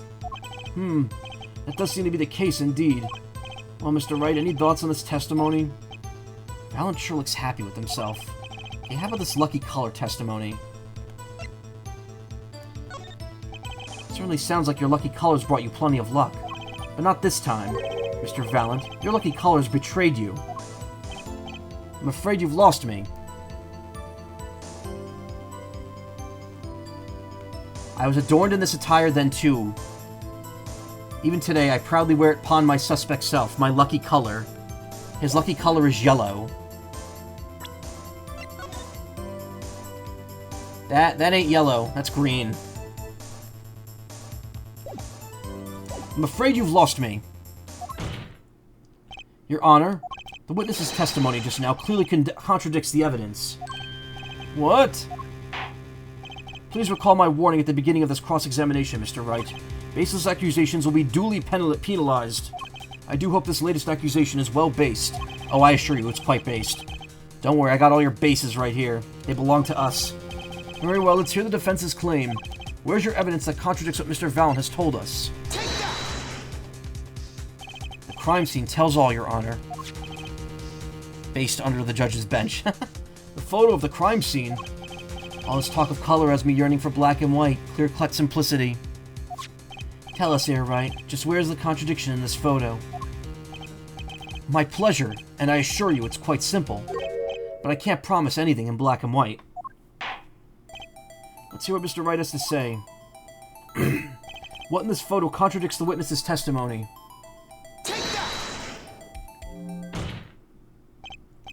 Valid Grammary, let's get one thing straight about your lucky color. It's yellow, yes? Kind of takes the mystery out of it, but yes. Something wrong with yellow, Mr. Wright? Ivy drip was full of Mountain Dew, yeah. Yes, there is. Decisively wrong, in fact. Take another look at the photo of the crime scene. What's this? Confusion? Doubt? Tell us, what do your elderly eyes spy? Even my elderly eyes can see a problem here, Mr. Valiant. Look at that IV bag. Ah! Oh, what is this? What foul magic? The ooze, TM. Be hard to call this IV liquid yellow. And I'm afraid no magic was involved in the taking of this photograph. Alakaz, oh no! Record that one too. Look at all the bunnies that came out of him. Order, order, order! What does this mean? Objection! Extendo arm! This is some kind of mistake. IV fluid should not be colored. You're correct. I know. I just saw IV fluid the other day. It's clear. Yes, Prosecutor Gavin, your witness's mistake. The greener they are, the harder they fall. Suppose there's no substitute for experience. Valent Grammary, as you so reminded us several times, your lucky color was yellow, but this IV is clearly not. Well, this contradiction can only mean one thing. Objection! Extendo arm? And to think, you almost had me. I see your true colors now, Ace Attorney, Phoenix Wright. No, it's the other way around. That's the title. Clavier, you can't title drop like that. Something you'd like to tell us, Prosecutor Gavin? As far as this court can tell, the witness's testimony does contradict the evidence. Yes, a contradiction. One that I shall be pleased to hand back to Mr. Wright. How do you mean? How? Because the witness has made no mistakes. I agree at a glance the IV liquid does appear a sort of greenish yellow, but I assure you the liquid itself is quite yellow. Yellow liquid? How can you say that? As far as I can tell from this photo, it's green. Yes, but what color is the IV bag itself? The bag? You mean the plastic bag on the hook?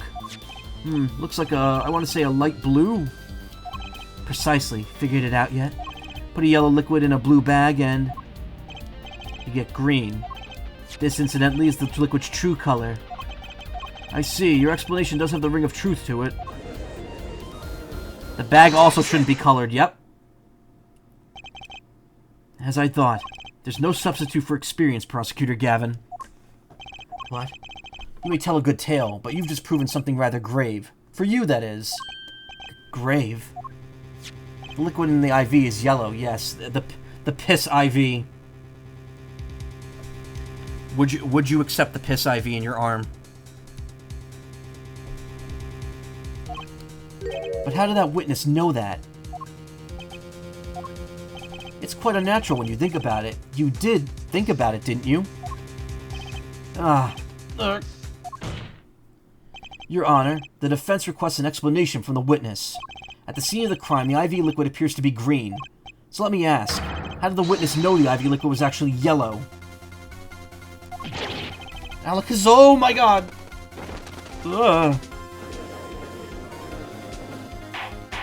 God, the classic music is so good. Order, order, order! Mr. Wright, you will explain this at once. The witness clearly knew the color of the IV liquid, so I'm sure it means something, but what? I can think of only one possibility, Your Honor. This witness, Valent Gramarye, has testified that the IV liquid was yellow because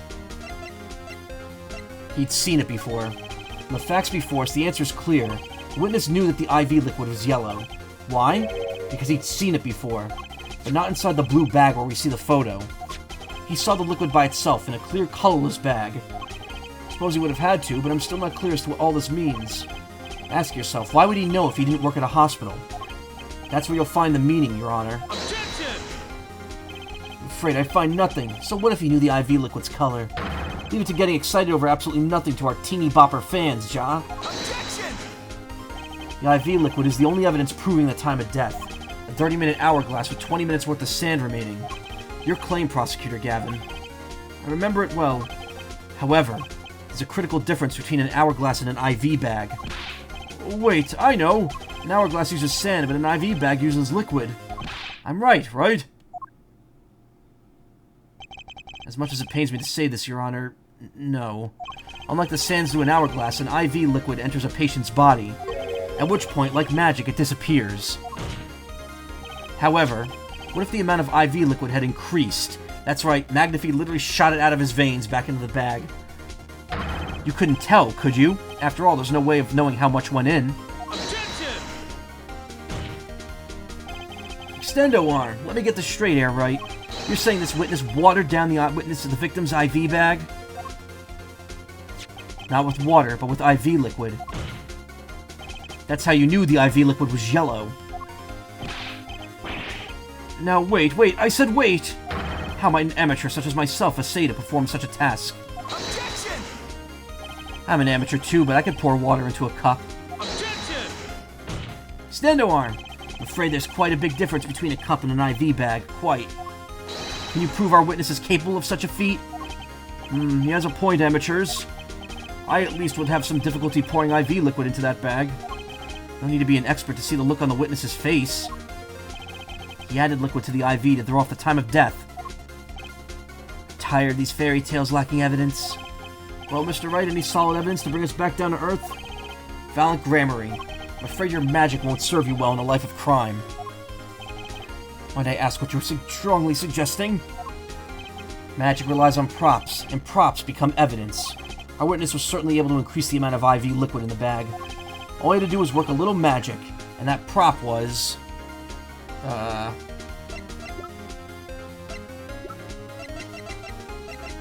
syringe, I guess. Could have been washed afterwards. The victim's syringe. It's the perfect prop for the magically increasing IV trick, and easy enough for an amateur to use. Objection! I'm gonna keep doing extendo arms, because this is cool. What kind of evidence is that? The syringe was clean, not a trace of liquid in it. Objection! Don't you find that odd, Prosecutor Gavin? What? Victim had used the syringe to administer his insulin shots. There should have been traces of insulin left inside. Well, Valiant Gramarye, as you pointed out yourself, the IV liquid makes the perfect clock. One that you could manipulate at will. Alakazalg!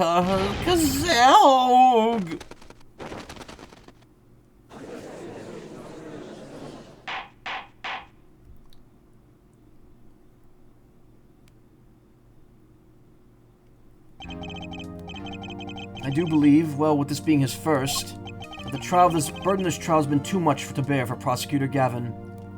Wait, what? I'm afraid that while there is a doubt as to the amount of IV liquid in the bag, the time of death cannot be proven, and that brings our trial to a close for today.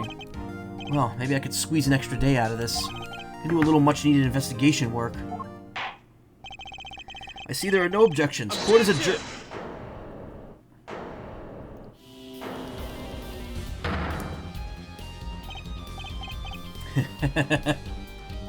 Truly, there's no substitute for experience. Nothing blinds one to the truth so effectively. A word to the wise. Underestimate the young and they'll sweep your feet out from under you. In a way you never ever expected. You see, I know exactly what you're thinking. What's he talking about? You say the witness used the syringe to manipulate the level of the IV liquid, but there's no proof. There's no proof he didn't do it either. Yes, quite true. Well, he's admitting it. Nor was the witness quite as decisive as I'd hoped. This I admit. After all, why linger in the past when the future holds so much? You have something in mind, Prosecutor Gavin? Proof, fair judge. I have another way to prove my case. With evidence, no less. What's this? This is the victim Magnify Gramarye's diary. Uh-oh. Diary? After going to the hospital, Magnify began writing his memoirs, it seems. Story of his birth, his startling debut, and the meeting of his disciples. He intends for the last chapter to end quite appropriately with his death. Wait, the book doesn't say what the reason was, does it? The reason why his disciples couldn't refuse his last request? Sadly, it does not. What's important here is on the last page. Apparently the victim wrote in his journal that night, even after the IV had begun at 11 p.m. Let's read it, shall we? Tonight's IV is in, maybe the last. I have to leave the rest to them. First should come soon. This journal may end here or it may go on, but not long. That depends on his hand. All that is left to mine is to lay down this pen. There's a page ripped out next to it. Interesting. Where have we seen a ripped out page from? This does appear to have been written just before his death. The court accepts this into evidence. Memoir of sorts, written up to just before he died. Read the very last part with particular care. His journal may end here or may go on, but not long. That depends on his hand.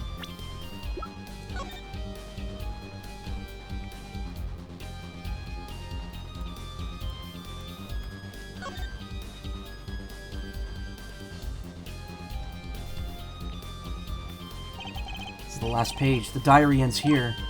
Huh? What's this? Looks like a page was ripped out. Well, now, isn't that interesting?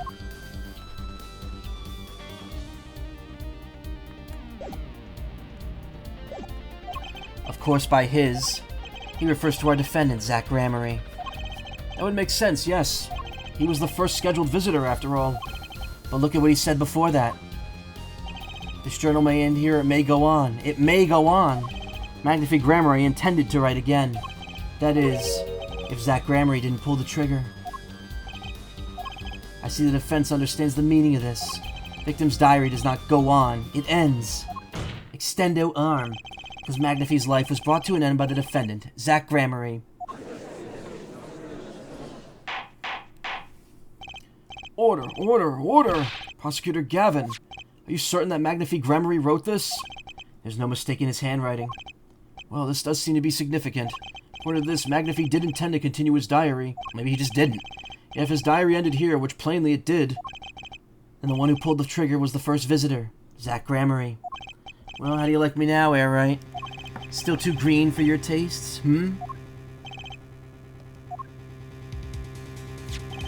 He's right about the diary being pretty clear. Still, I find it hard to believe that he'd overlook such an obvious problem with the precious evidence. Well, Mr. Wright, witness's testimony we heard was lacking, but put together with this evidence, it seems quite sufficient for a case. The diary's accepted like this, the trial's over. Maybe it's time for me to show them something. I'm left with no choice but to show my own evidence. What? You have some evidence that overturns this diary? Not too late to rethink this and avoid more embarrassment. What does Clavier know here? Very well, please show us your evidence, Mr. Wright. Incidentally, don't even think of showing us this diary I've just shown the court. Now that we've come this far, I hope you have something a little more decisive. Show us evidence that proves the victim continued writing in his diary. Alright, I'd be happy to. Decisive evidence proving that the diary didn't end with this page is...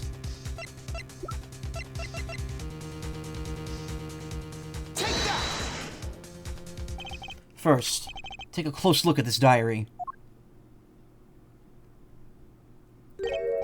Note that a page has clearly been ripped out. What's this? I hadn't noticed that at all. That's why we're still here talking about this. Why couldn't Phoenix have just brought up the fact that there was a torn out page instead of jumping to presenting the actual page? As it just so happens, I have here what I believe to be the missing page. Alakaz, I don't believe it! Looking at this page, it's hard to imagine that the first visitor that night had shot Magnify Gramarye.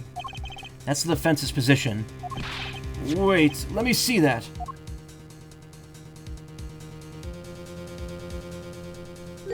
What in Sam Hill? Why, this is a continuation of the victim's diary. Alakabuti, yeah.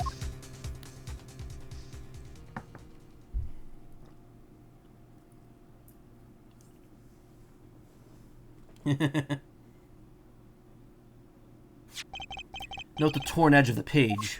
Perfect match with the torn remains of the last page of Magnify's diary. Quite remarkable. Would you care to explain at all what this all means, Heir Attorney? The diary continued after the first visitor came, which means that the victim was still alive after Zach Gramarye left, leaving no one to take his life but the second visitor.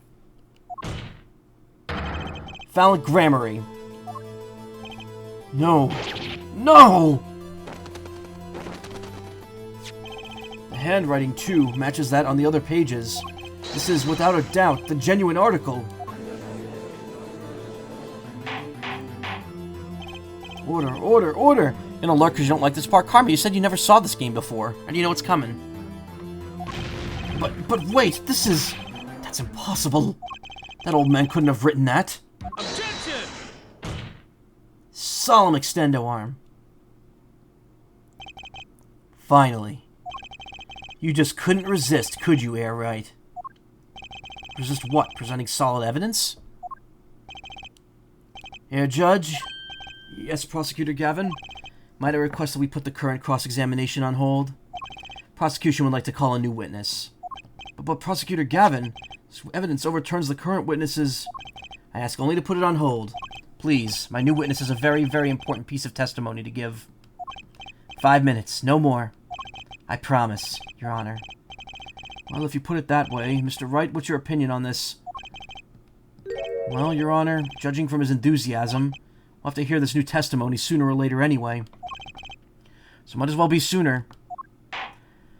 And though this is highly, highly irregular, we will put the current cross-examination on hold. The witness may step down. Now, Prosecutor Gavin, please bring this new surprise witness to the courtroom. Guess who it's gonna be? I had a bad feeling just then. That ripped-out page was too obvious. He must have known. And I should have known it was a bad sign all around.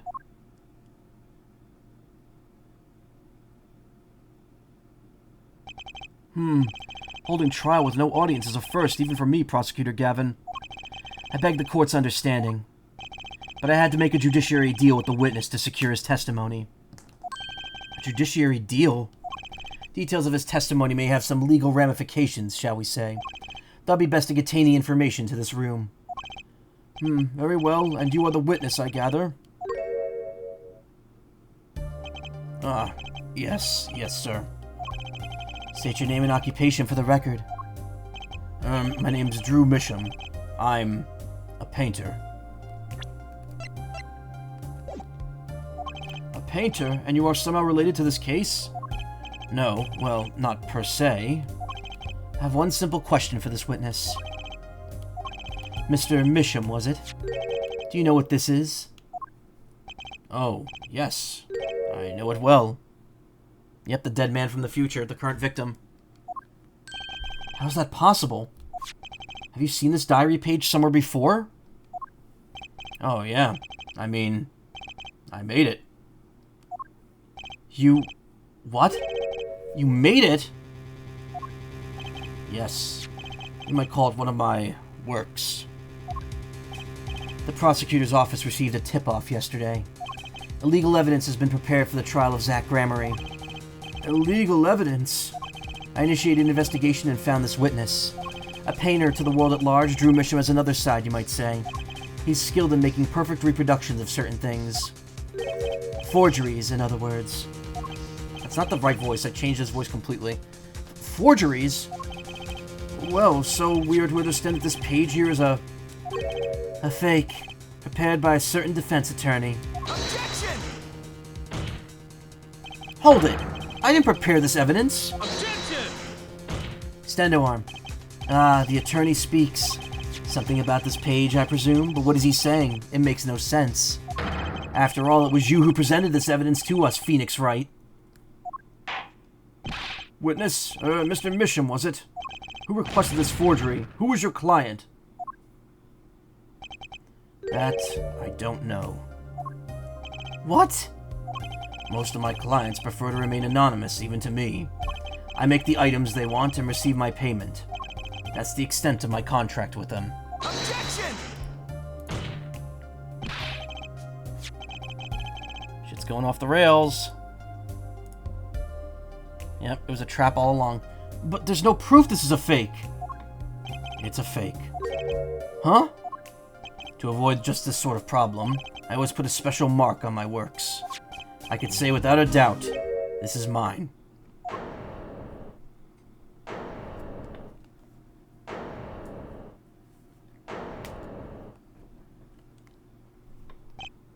Mr. Wright, you have just presented illegal evidence to this court. My court. It was careless of me. That's all I can say.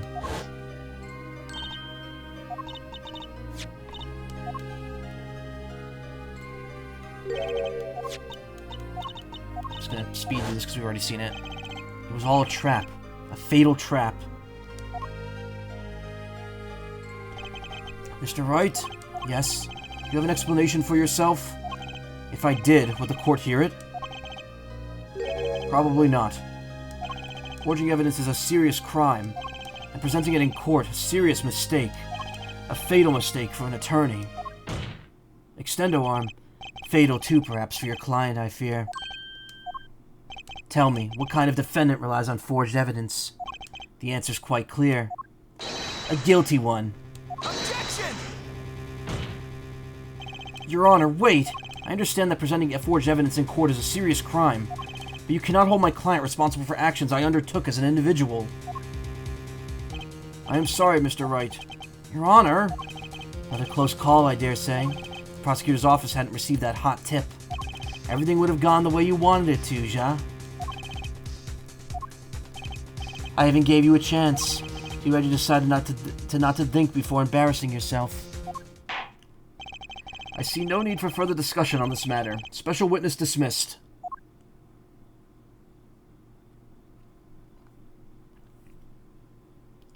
Mr. Attorney. Yes? Could I ask your name? Phoenix Wright. Mr. Wright. I've seen and studied many people, but none like you. I'll remember you, Mr. Wright.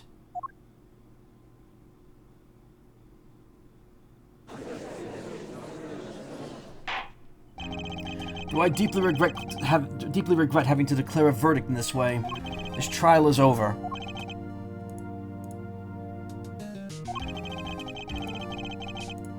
You have the right to find a new attorney and make an appeal. However, this court must... Your Honor, Yes, Mr. Zack. There is one thing I wish to make clear. Today, in this courtroom, you cannot declare me guilty. It is impossible. I'm afraid the defendant is quite mistaken. I most certainly have the authority to declare a verdict on you. Except, tell me, how do you plan on announcing your verdict when your defendant does not exist? Doesn't exist? What are you talking about? I am talking about this! Dick. Mr. Enigmar! The defendant's escaped. Find him, quick! Bailiff, close all exits from the building. On the double, he must not be allowed to escape! Run, man, run for your life. That day, in that courtroom, a miracle occurred. The defendant, Shady Enigmar, aka Zack Gramarye, did not just escape from court. He literally, unbelievably vanished. Right before the bailiff's eyes. No one ever saw him again. Not since that day. That is the Gramarye miracle!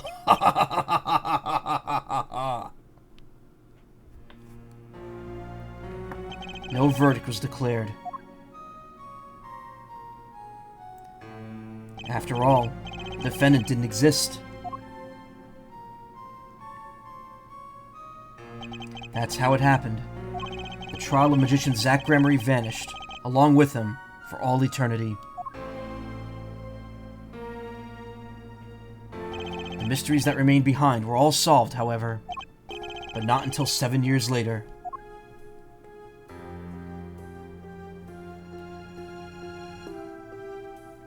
How's that for a fucking flashback?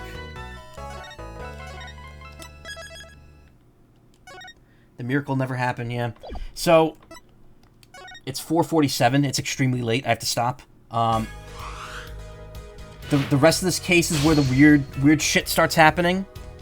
On Saturday afternoon, not afternoon, but like early evening, I will finish this game. We'll do the last, the remaining bits of it. There's one more stream left and we'll be done. It might be a longer stream, but it'll happen. Tomorrow and Thursday I will be doing Visions of Mana. And I'm just going to wrap this up real quickly because it's late. Thank you so much for coming, everyone. I really appreciate it. I appreciate everyone being here. It means a lot to me. I hope you all have a great evening. I may see some of you tomorrow for Visions of Mana. Well, we'll get to that. Don't worry. It's coming up. In the meantime, if you want to watch more streams... Oh god, why is Twitch being so laggy? If you want to watch more streams, you can check out twitch.tv/team/littlespace. There is no one streaming there right now, except me. So I'm going to go ahead and raid. Yeah, of course, anytime. I'm going to raid Ford Fusion Husky. I haven't raided them in a while. They're playing Goodbye Volcano High. Definitely be seeing your... God, Soma. Come on. Alright, everyone. I'm sorry to cut this so quick, but, like, we gotta go. Okay, let me do that. Let me do this. And we're out. Say hi to Ford Fusion Husky for me. You'll have a great evening. Take care. I will see you tomorrow. Good night. And the PNG tuber's already gone, so goodbye.